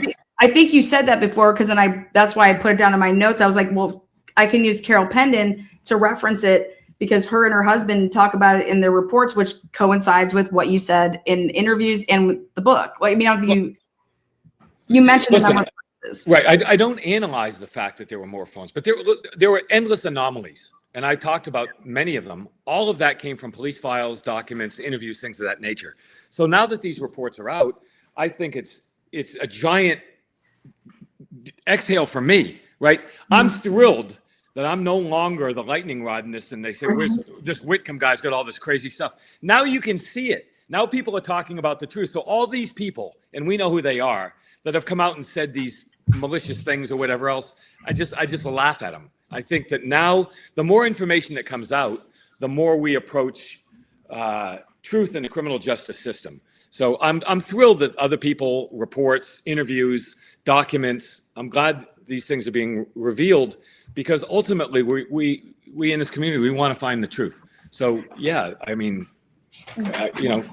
what good to have question? verification. Yes. kind of going back just to you just mentioned there's so many like anomalies in this case. I think for me the biggest anomaly would be this: that what are the odds? It's just nuts. Brian Kober, powers off his phone at 2:54 and some change, right? And right before that, at 2:53, Kaylee and Maddie's phones never like do an outgoing command again, pretty much from everything that I've read, and that there's no talks about the fact that if you do 2:53 and then you go all the way to when Brian Kober turns back on his phone at 4:48, that is consistent with also an anomaly of the last dog bark is at 4:49 and 31 seconds. 2 seconds later, you see the first headlight, which is back by where the Moyes live, because you can catch it off on Walenta. And it's like somebody gets in that vehicle, is starting it, right? Last dog bark. And then 5 minutes later, drives away north towards Taylor at 4:55 and 7 seconds. And you could see it on the dumpster Linda Lane camera at 4:55 and 58 seconds. And so these are just things that when you want to talk about the dog's last bark, and how much time it would take you to bring the dog back in from being upstairs, okay, putting it back in from the balcony to actually inside Kaylee's room, right? Right. And then leaving, going out, going in the back of the house to then hop through the back fence of I call them the Walenta boys, 1260 Walenta, and then you're in that car that's then being turned on by someone obviously who's waiting, because 5 minutes later, the vehicle then is driving away at 4:55 when it first started up at 4:49, but it's right literally after the dog is stopping and no more from the dog barking. So that's just something that I thought was interesting, and all of that's happening at the same time that Brian's phone, way down the way is being turned back on. And for me, I just have a question on just in your opinion. Why did Ann Taylor come out and even say and talk the words alibi? Do you have any insight as to why that was ever like a big point to even like, you don't have to declare that. So what was Ann Taylor's like, what do you think Ann Taylor's thought process in that? I never talked to Ann Taylor. I've never met Ann Taylor. I don't know anything about Ann Taylor except what I've read and what I wrote about and what she said in her statements. That's all I know about Ann Taylor. So I don't know. So I can't comment in any way. But I guess it's toward the evidence. Like if you're looking at the evidence, like what are you seeing that she's seeing? I did look at the evidence. I wrote what I found in the evidence in the book, and I didn't write anything about that for specific reasons. But I would just say that when your book comes out, and I can't wait to read it, I hope you reference me as somebody's a big fan. I love what you do. I love your mind and what you and the best elements of this community do. Look at the evidence. Look at the facts. Look at what the blood spatter and the behavioral analysis, and look at what all these things show. And that should be the discussion. These should be, well, who cares what I think should be the case? I believe that everything that we need to know about this case exists in documents, interviews, photographs, and video. Everything we need to know. It's all interpretation. And that interpretation has led to the guilty pleas of one individual who's doing life in prison. And I accept that. I've said it again. It's not a wrongful conviction book that I put this together. But are there screaming problems with this case that need to be addressed? And in my opinion, the answer is yes. And I think we're just getting started, in my opinion. So anyways, what I'm saying is I do not know the answer to your question, but I embrace the fact that you're asking it. I don't know the answer. Do you know the answer as to why we haven't heard Ann Taylor say anything since Cyree has done the same thing that Turby did?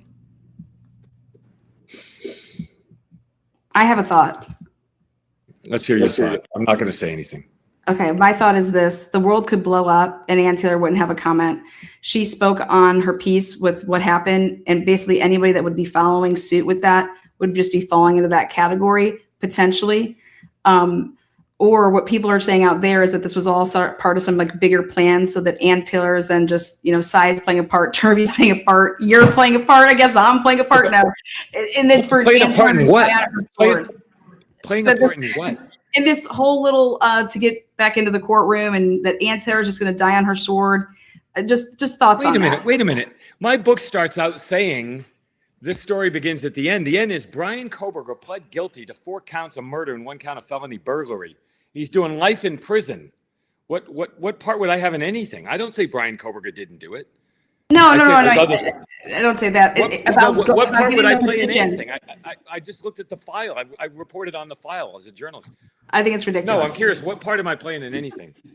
I'm curious. I don't know this. No, me neither. I'm saying let's take me and you out, right? And now let's talk about that. You have anybody out there that's trying to say that Turvey, Cy and Ann Taylor here, you go out and do this, you're going to go do this. And oh my God, if you talk to Turvey, you think Turvey would do that's Dr. wild. Turvey, I'm saying do you think he would do anything that Ann Taylor asked him to do? And first of all, no, if you look at Cy and Dr. Turvey, based on what they've said, do you think they would even have a conversation? I mean, they're kind of diametrically opposite, number one. Number two, you just showed me a list of 16 experts and their findings, which are now public, right?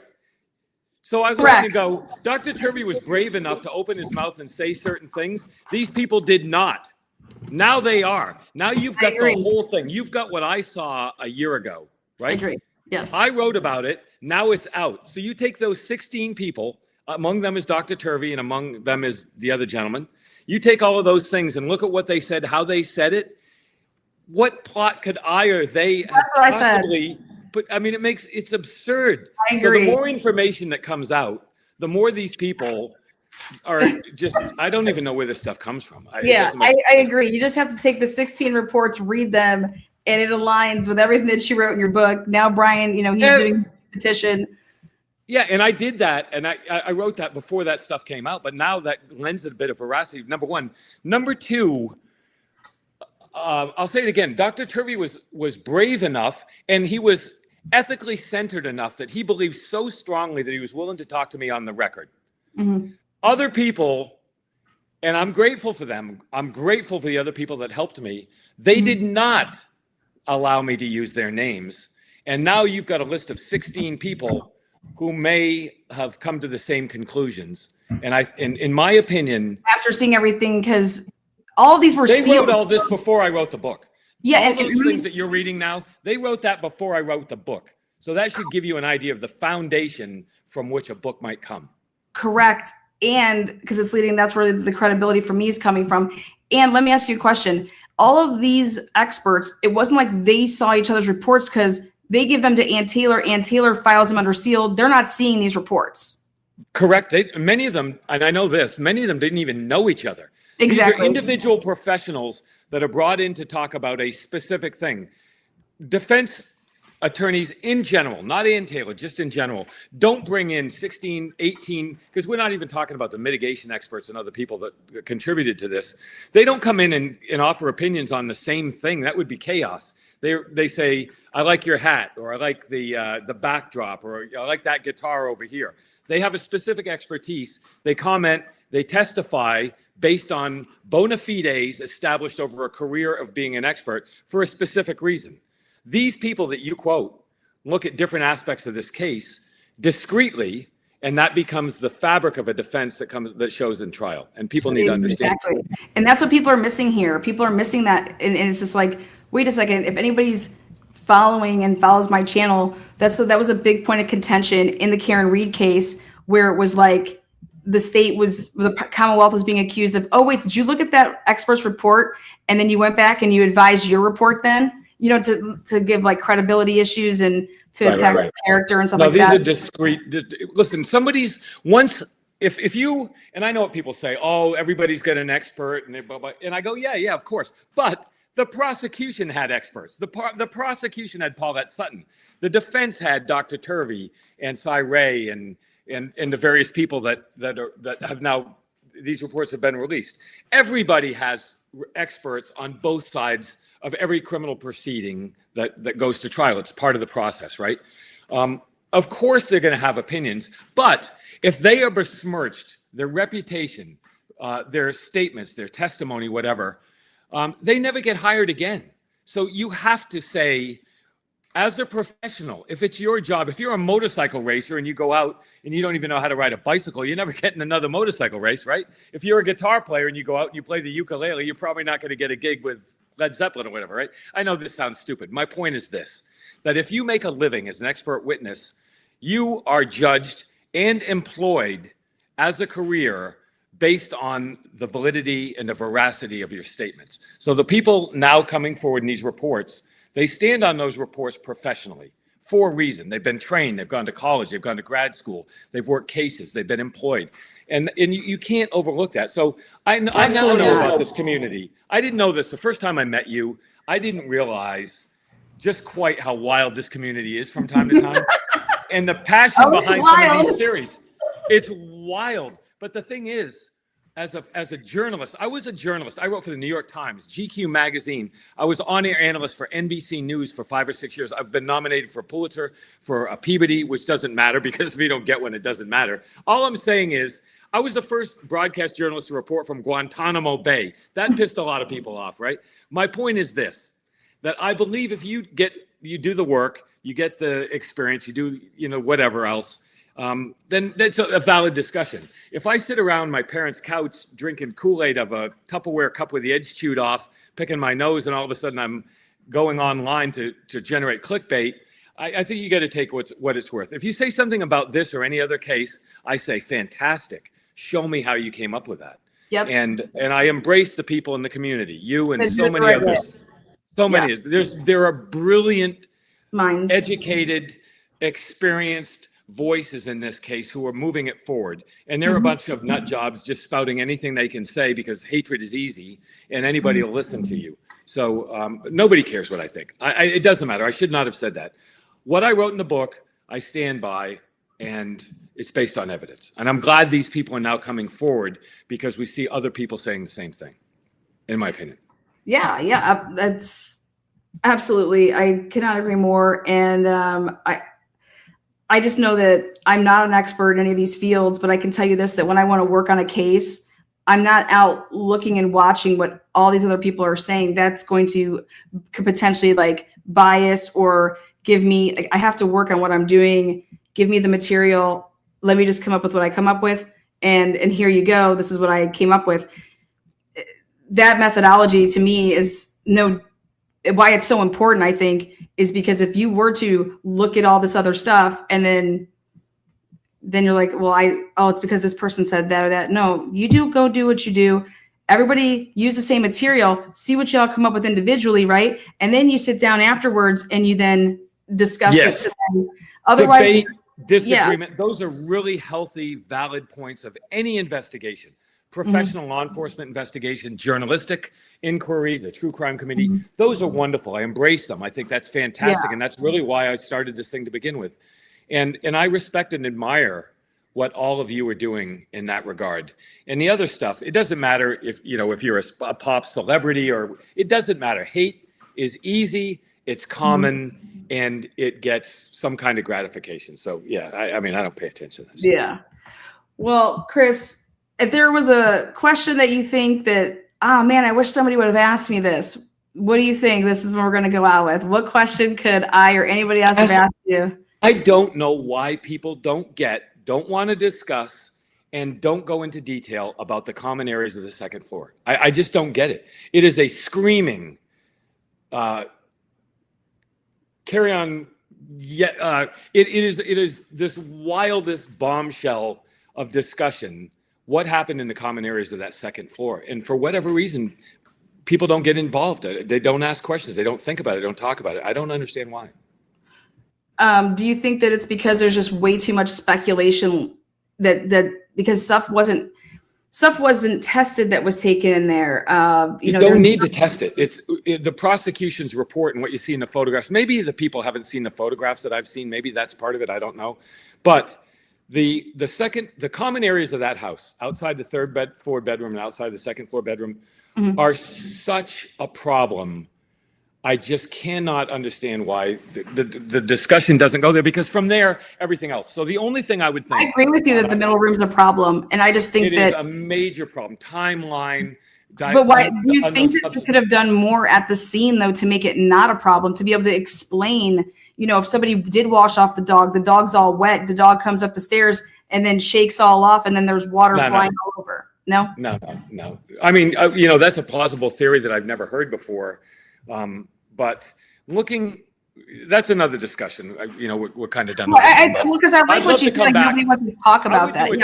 I would do a 2-hour discussion of the second floor of that house and everything else. I think I know the answer to my previous question. It's very easy to come up with a theory about this vehicle, or the door being open, or the thermostat, or this or that. It's easy to come up with some theory because there's no way to prove or disprove it, right? It doesn't. But there's such a vast body of evidence from the prosecution and Paulette Sutton's reports, Dr. Turvey's analysis, all the photographs, Officer Nunez body camera video, all of this. There is a wealth, a treasure trove, a massive cache of evidence and information about the common areas of that second floor that scream out loud, look at me. And once you do, then you have timeline issues. Then you have involvement of one or more accomplices. Then you have questions that you just can't simply move past. And for whatever reason,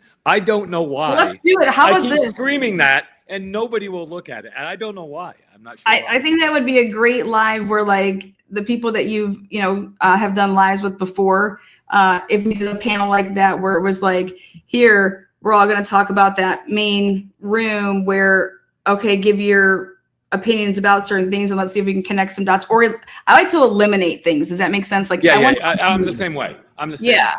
So I think I'm up for that. That's a good challenge. I like a good challenge, and that would be a fun little challenge with, hey, let's do a live where the only thing that we focus on is explaining this common area. Yeah, I would like to do that. But two things. One, right now, I've said before, everything that you and I've talked about the book. If it's not in the book, I've said I don't know or I can't talk about it, right? Yeah. To be fair. Now that we're in the process, if we get out of this process and down the road away, I very much want to do that, but I'm only going to talk about aspects of the book. But if we get past this and this moves forward, and we're on the other side of this thing, then I could talk about a lot of stuff that's not in the book. And I think that would launch the next whatever. Okay. All right. Well, let's talk about that down the road. Chris, you rock. Anything for me? You want to ask me anything? When's my book coming out? I'm just there. If there will be a sequel if this thing moves forward. Oh, see, I told you there was going to be a sequel. I never thought about it. Thought about it. But now what I know, based on what's come out now, and talking to people that have these series and whatever else, I now know what the things I couldn't use in this book add up to.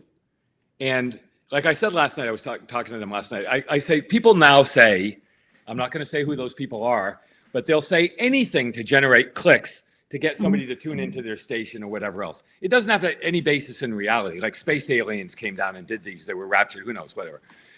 But I can say, without being ridiculously evasive, that I have a handful of things that I could say right now that would be immediate bombshells that I could not write about in this particular book for whatever reason, that I will be able to write about in a follow-on book if certain things happen, if this thing moves forward. So I believe that'll happen. Okay. Well, there's so much I have not discussed. Discussed. I mean, yeah, like so it's, much. And you, like I said, like we've talked about this before, you could talk for hours and hours and hours and hours. So, but thank you so much, Chris. If however this plays out down the road, I know that our paths are definitely going to cross again.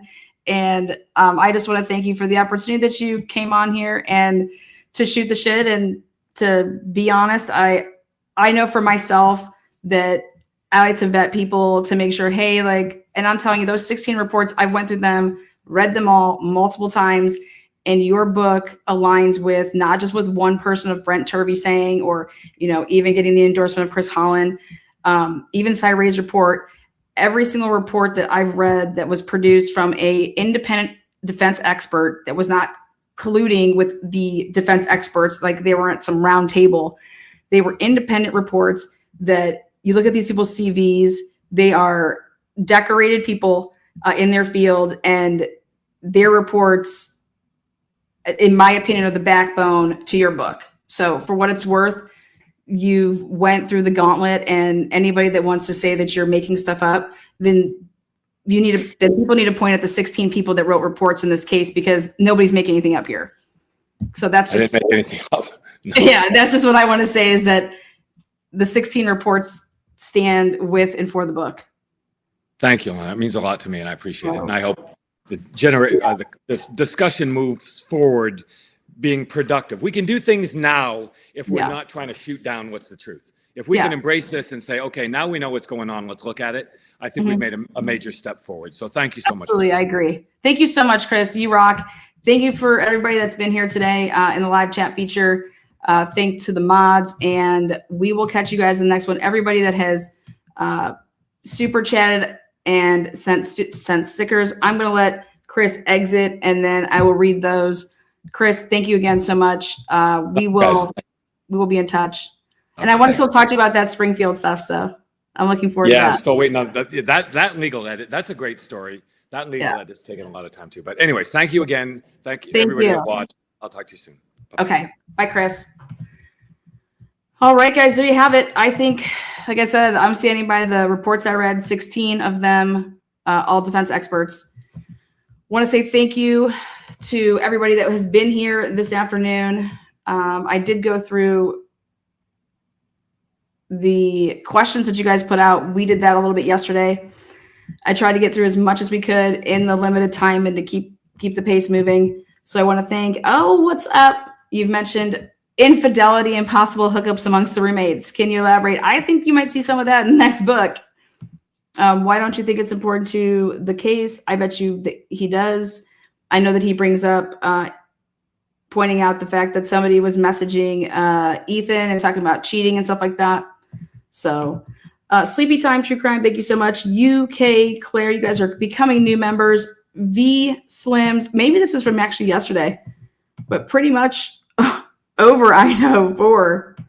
Well, that's too bad. Welcome to membership land. My Tosh, is that it? Cheers. Again, all those new members. Can Chris elaborate on the unknown camera we haven't seen? I think that you're talking about the FOIA camera or the FBI poll camera. I don't know if he's ever talked about that. I'll see if I can ask him that and post something about like for a follow-up. Thank you, Freedom Fighter, for that. Black Cat and Jam with the wrench. Lana, he said the suspects law enforcement interviewed had no injuries. What about the chicken guy? I don't think he said that they had no injuries. I think that he was alluding to the fact that there was somebody with a pretty new gash. I think we might hear more about that. I'm actually excited that Chris is going to write again. He has contacts that clearly, I mean, what happened? He wrote this book. A lot of rumbling happens. Brian Kober's putting in a petition, claiming that he didn't know any of this. So we'll see. He also talks about a weapon, but we know that there were multiple weapons. I think that he claims multiple weapons. What about Molly? You know what? I left Molly out of this one because I am going to get that interview. Okay. I left Molly out of the talks. But thank you so much, Black Cat and Jam. DJ Frankie Fizz, what's good? What do you got here? Chris. Well, I'm not Chris, but let's see. Greetings from Ireland. Oh, hell yeah, Ireland. You got a lot of stick from this community after your last round of appearances for Broken Plea. A lot has happened since, and full respect to you. Woohoo! Yeah. Hell yeah. Dude, go read those 16 reports. The book matches. Why does he think the house was ripped down before the trial started? He kind of talked about that before. I don't know if it was with me or with other people, but his comment is yes, jurors will do like a walkthrough that has happened, obviously in cases, but it's also not uncommon that they don't. I think for this, it was more just like this was such a unique house that to hear how truly paper thin those walls and everything that was going on. So I think more of that question should go to Ann Taylor. You know, I think it really benefited her more to see that the house is way smaller than it looks, and it's difficult to navigate if you don't know it. But I think he's talked about the fact that it was not as, I think for him it's more like just testing. There's all this stuff, but like there's no outcomes to everything that they gathered.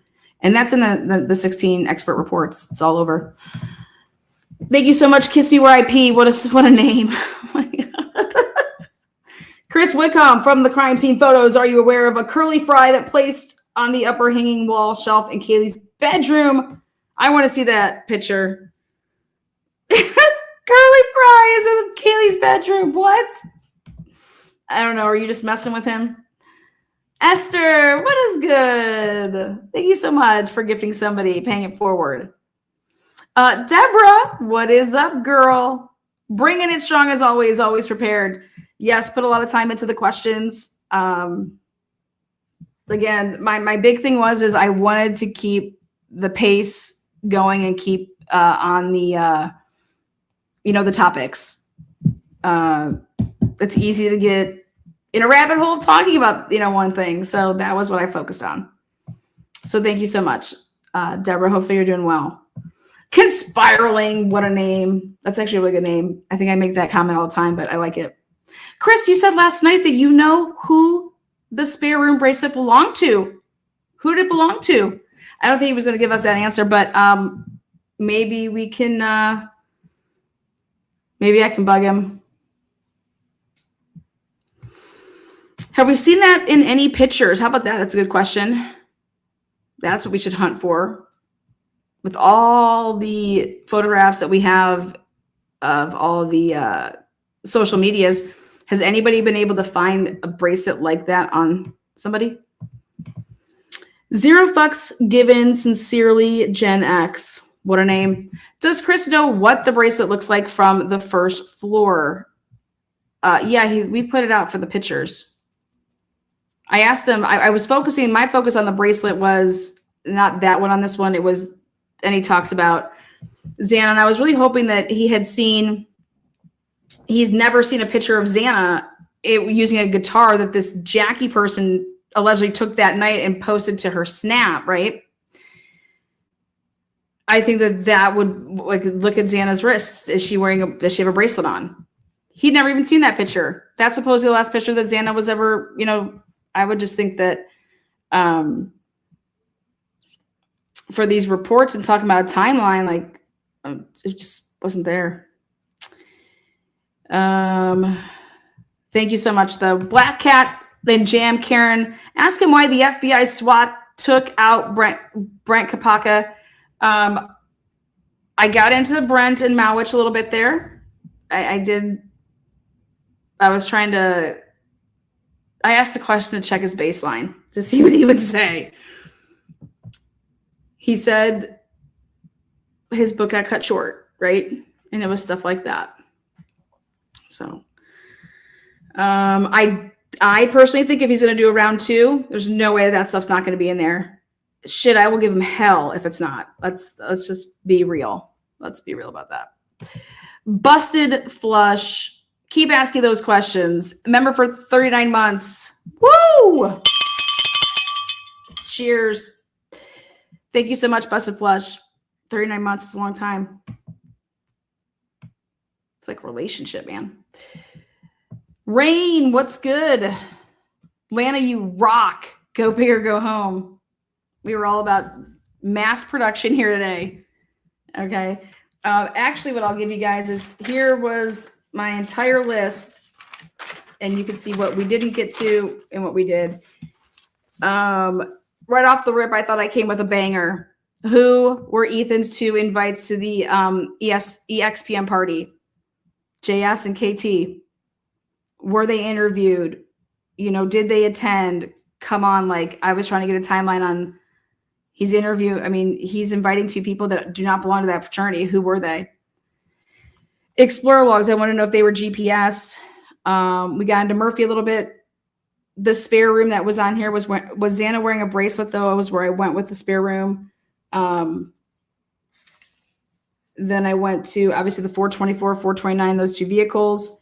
I mentioned the Palouse properties. There's a list, and he's talking about he has the entire campus list of permits. I want the specific Palouse properties vehicle list that's designated to that area, which is Queen over there. I brought up the silver Elantra, the 2013 silver Elantra. Again, they destroyed the body cam. I personally want to know if, I don't believe that it would have been able to be destroyed if it was part of that evidence file. So I'm still on the hunt to see if Ann Taylor even knew about the 2013 silver Elantra that was pulled over for 4 girls from sorority houses with drugs in the vehicle from 143 to 225. Next was my DoorDash and the Jack in the Box. The only thing I was going to ask is if he could recall the Jack in the Box cameras. I didn't see that anywhere in Becker's report with doing stuff with the car. Only reason I wanted to see this is that maybe he would have asked about Molly McMichael's vehicle if she was potentially in a different vehicle. I asked if there was a geofence return for Indian Hills, and he did not want to talk about that. We brought up Justin. I brought up the girl DD, who the 10 p.m. to 6, and I was adamant I was not letting that go. Dude, the police knew that she was not the one, but they were going to make her the one. But we found out that I don't think he's ever seen that interview, because he thought I was talking about the people that heard a vehicle at 4:30 with a loud exhaust. Then we got the whites with the blood, the fishing hook, lure, bracelet. We got into the FBI a little bit. I wanted to ask them, the thing that I decided to skip was the priority. Since the phones were a priority, why wasn't that given to the FBI? Why would it be shopped all over the local establishments in the Moscow area with the local PDs? I was going to get into the fact that after Brian Kober was a person of interest, the way that they went about, I don't even say the word person of interest. Brian Kober is, as a tip given, anybody that called on people, those people were talked to that were part of like the tip. So the only person I think that kind of got the same treatment as Brian maybe was that Cruz dude. But for the most part, anytime that there was a tip brought in, what they were going and interviewing the person, right? Looking into it. So, I was curious of how many interviews, because I wanted to know if those interviews were from before and people were just releasing them and they just hadn't released them. We kind of got our answer from that. I chose to bypass on do you have any inside knowledge on the lawyer that was assigned to Brian's case? I was going to tell him to go watch my review episode, but we talked about the leak. Hey, have you heard anything about the criminal leak?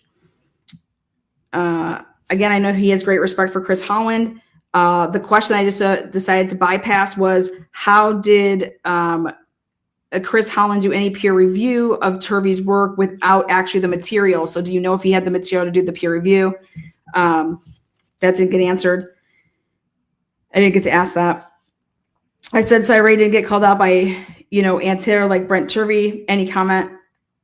I said, well, I personally believe that Ann Taylor won't be making any more comments, even if the world blew up. But was there any reason that he thought that there was no blasting? Was Ann Taylor ever interested in Malwich or Brent Kapaka? That's I threw that out there.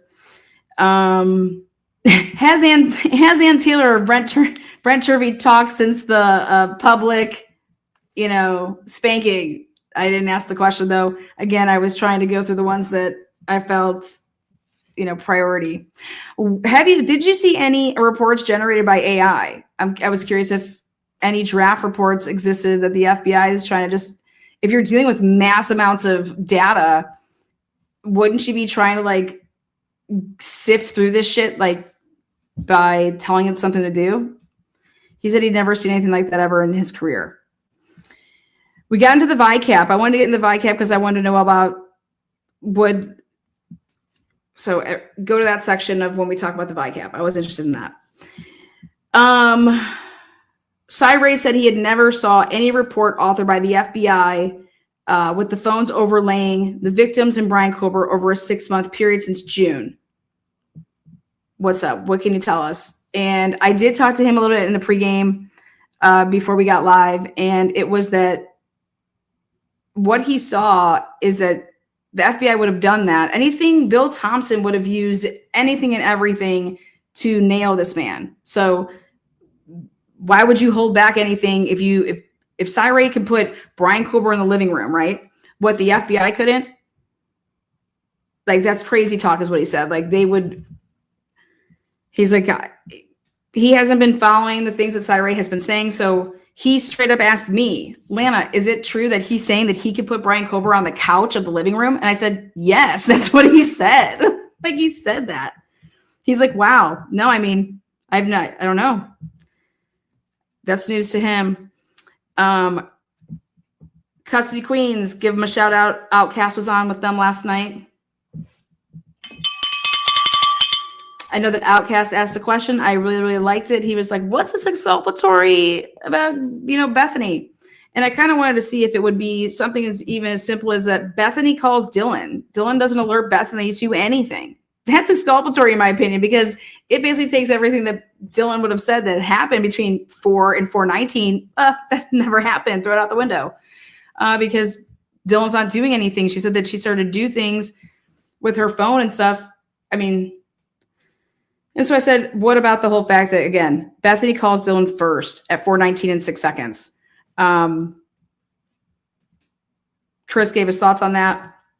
I also then said about the front door, could that have been the bang? And then I'm also talking about the fact that why isn't anybody talking about the fact that there could be multiple perpetrators, and why didn't they think that right then and there when you have a front door that is allegedly said to be open, and then you have a, back patio door. I mean, 4 people were murdered and stabbed.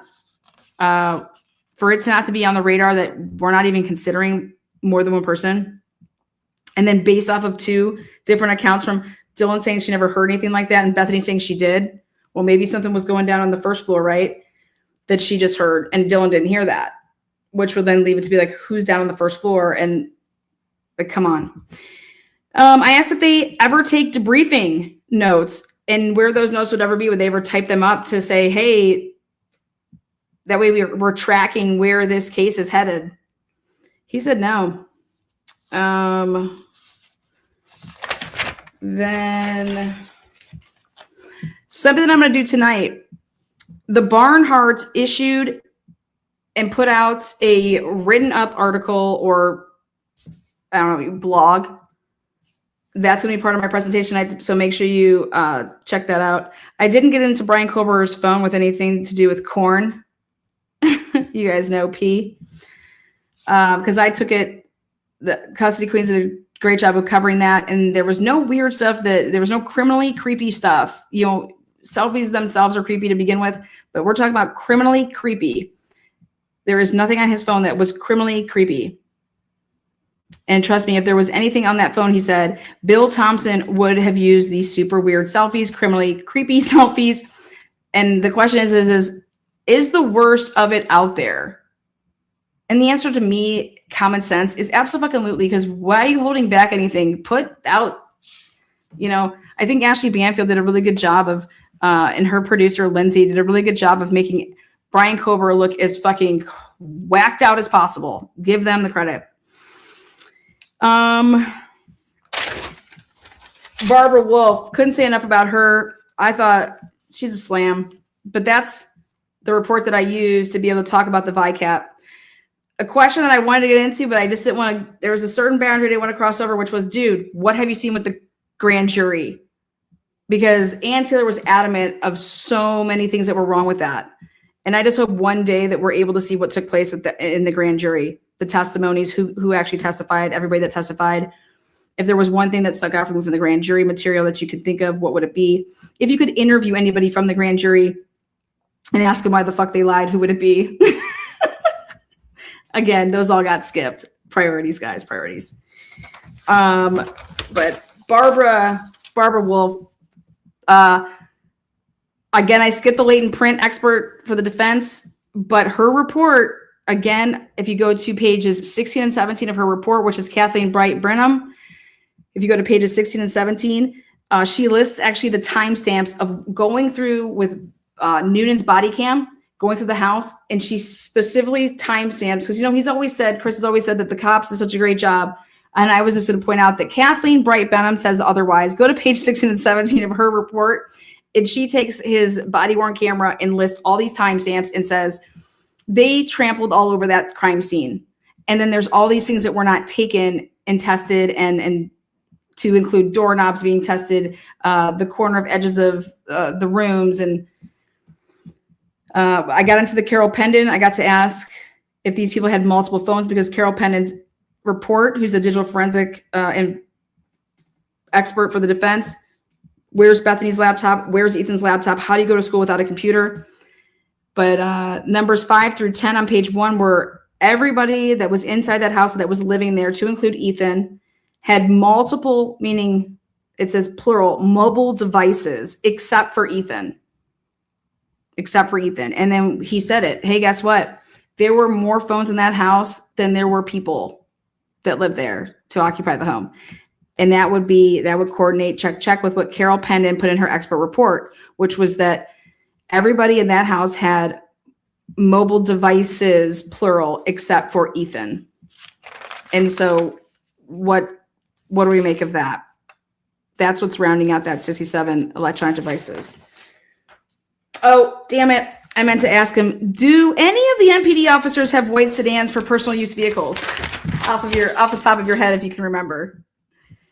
My one thing that I got in that I wanted to talk about, like what you say, red flags or the anomalies of this case, was the fact that Brian Kober's phone is shutting off at 2:54, and it does not turn back on until 4:48. And there's 2 anchoring points with that. 2:54 is right after Kaylee and Maddie's phones never do anything again in terms of outgoing commands. And 4:48, the dog stops barking. Both front and back book points here. Brian Kober is not at that house. That's insane to me for the state. That would be your strongest evidence of potentially Brian Kober working with somebody, by the way. And why, if I was investigating this case, that's what I would be looking into. I said Murphy sleeps with Kaylee in bed, and if she's not sleeping with Kaylee, or if he's not sleeping with Kaylee, he's sleeping with Maddie. But Murphy is not crated. This came out in the Jack D interview that we didn't have before. Now that we have it, so with this new information obtained due to Jack D's interview, Murphy wouldn't have been in Kaylee's room just chilling alone when the pair went to bed. So that means Murphy, Kaylee, Maddie in that room, no doubt about it. Even if you want to put Murphy on the ground laying next to the bed, what's up? That's just another huge obstacle when you want to talk about the context. And I put this under the Brent Turvey questions, because Brent Turvey, I'm telling you, makes a point in his report to talk about the fact that there are 3 entry/exit points in this house, not talking about windows, and where he mentions Kaylee's door, sliding door to her balcony, he alludes to the fact and writes it in there that there are dog prints out there, and they're in the snow. That's how you can see them.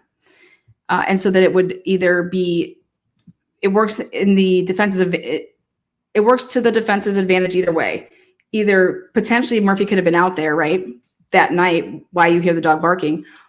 But at the very least, Murphy is used to going out there and had just been out there recently, if you're not going to attribute it to that night, because there's the snow and the paw prints are in there. But I think it could strongly be that, hey, at 4:17, you start hearing the dog bark. If at 4:17 to 4:47, and if you don't hear the dog bark at all, is the dog not a barker? But what makes the dog stop barking at 4:47? If the front door is wide open, you're still going to hear the dog barking. And we have reason to believe that that front door, it was open, according to Justin, right? And I think that Justin's pretty believable. So this would then put somebody potentially taking Murphy and removing Murphy from the bedroom of where Kaylee and Maddie were, in Maddie's room, not just putting the dog in to Kaylee's room, but then potentially opening up the slider and putting the dog so the dog could not come in from being outside. And then somebody then would have to go in there, toss over the slider, bring the dog back in, and then that's what could potentially have been why you only hear the dog barking for those 30 minutes versus continuing to bark. But I think the dog not being created for sleep, and that would be with Kaylee or with Maddie, is significant. And his answer to that, though, was that, hey, we have to go back and talk about Bethany saying that Maddie said that she couldn't find the dog.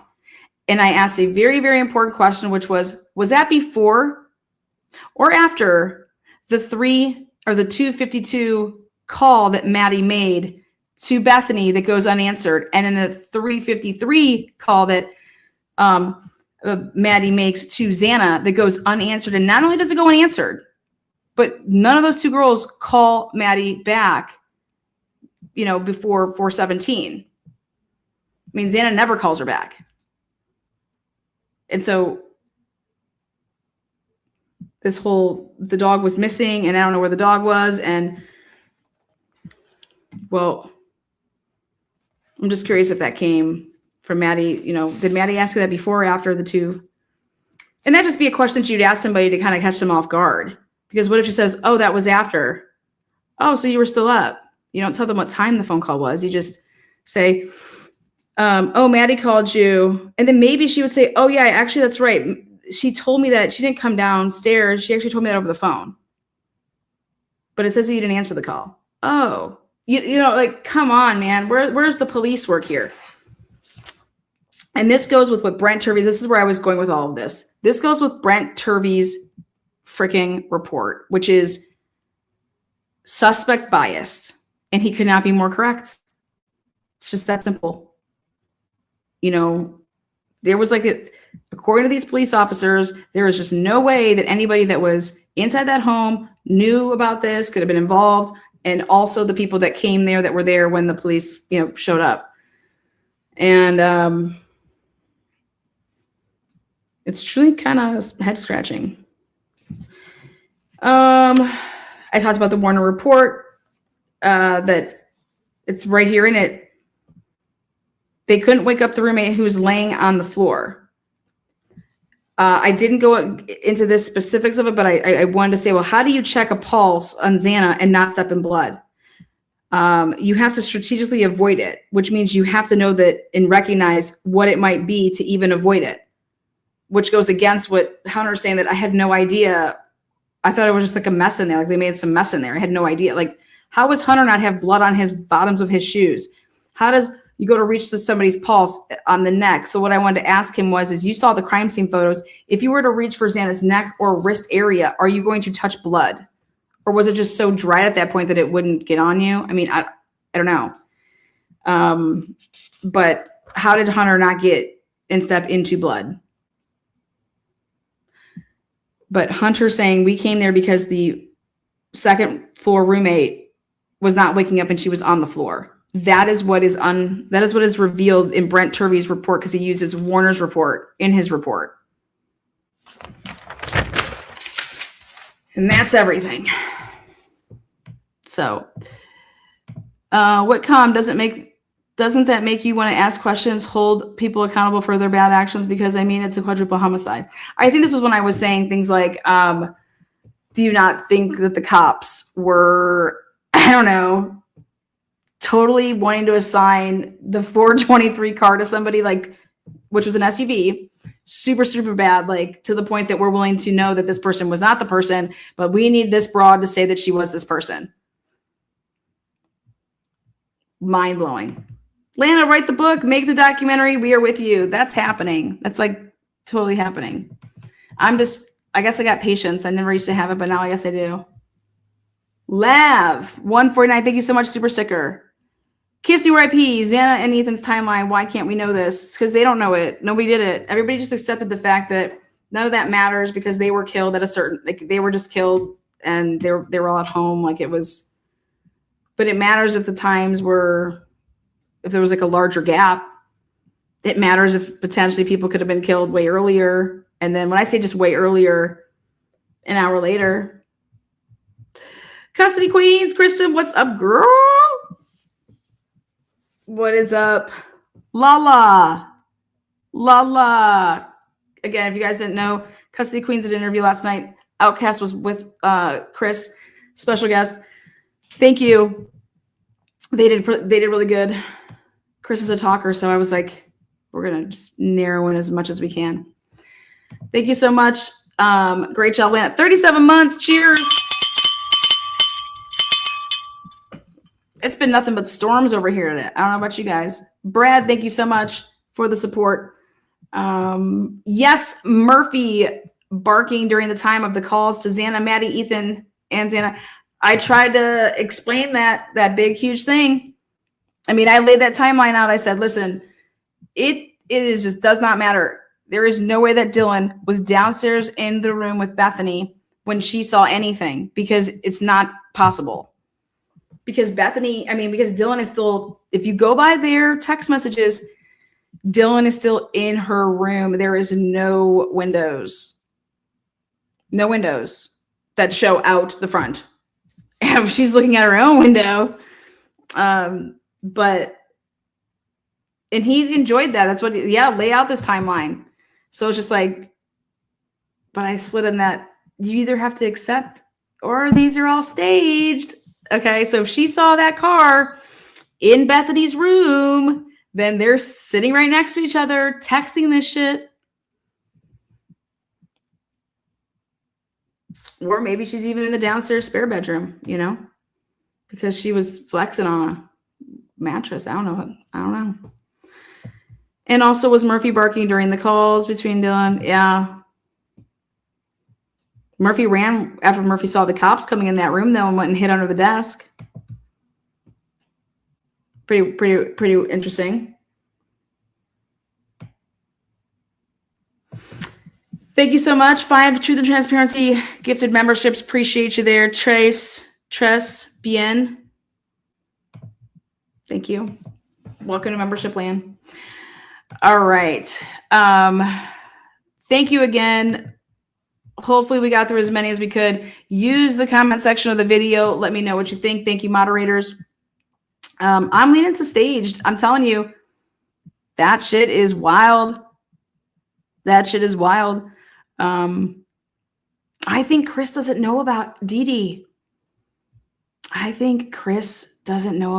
Which is great, because I think when Chris hears about this and sees this, which we're going to make sure that he gets, I'm telling you, woo-wee.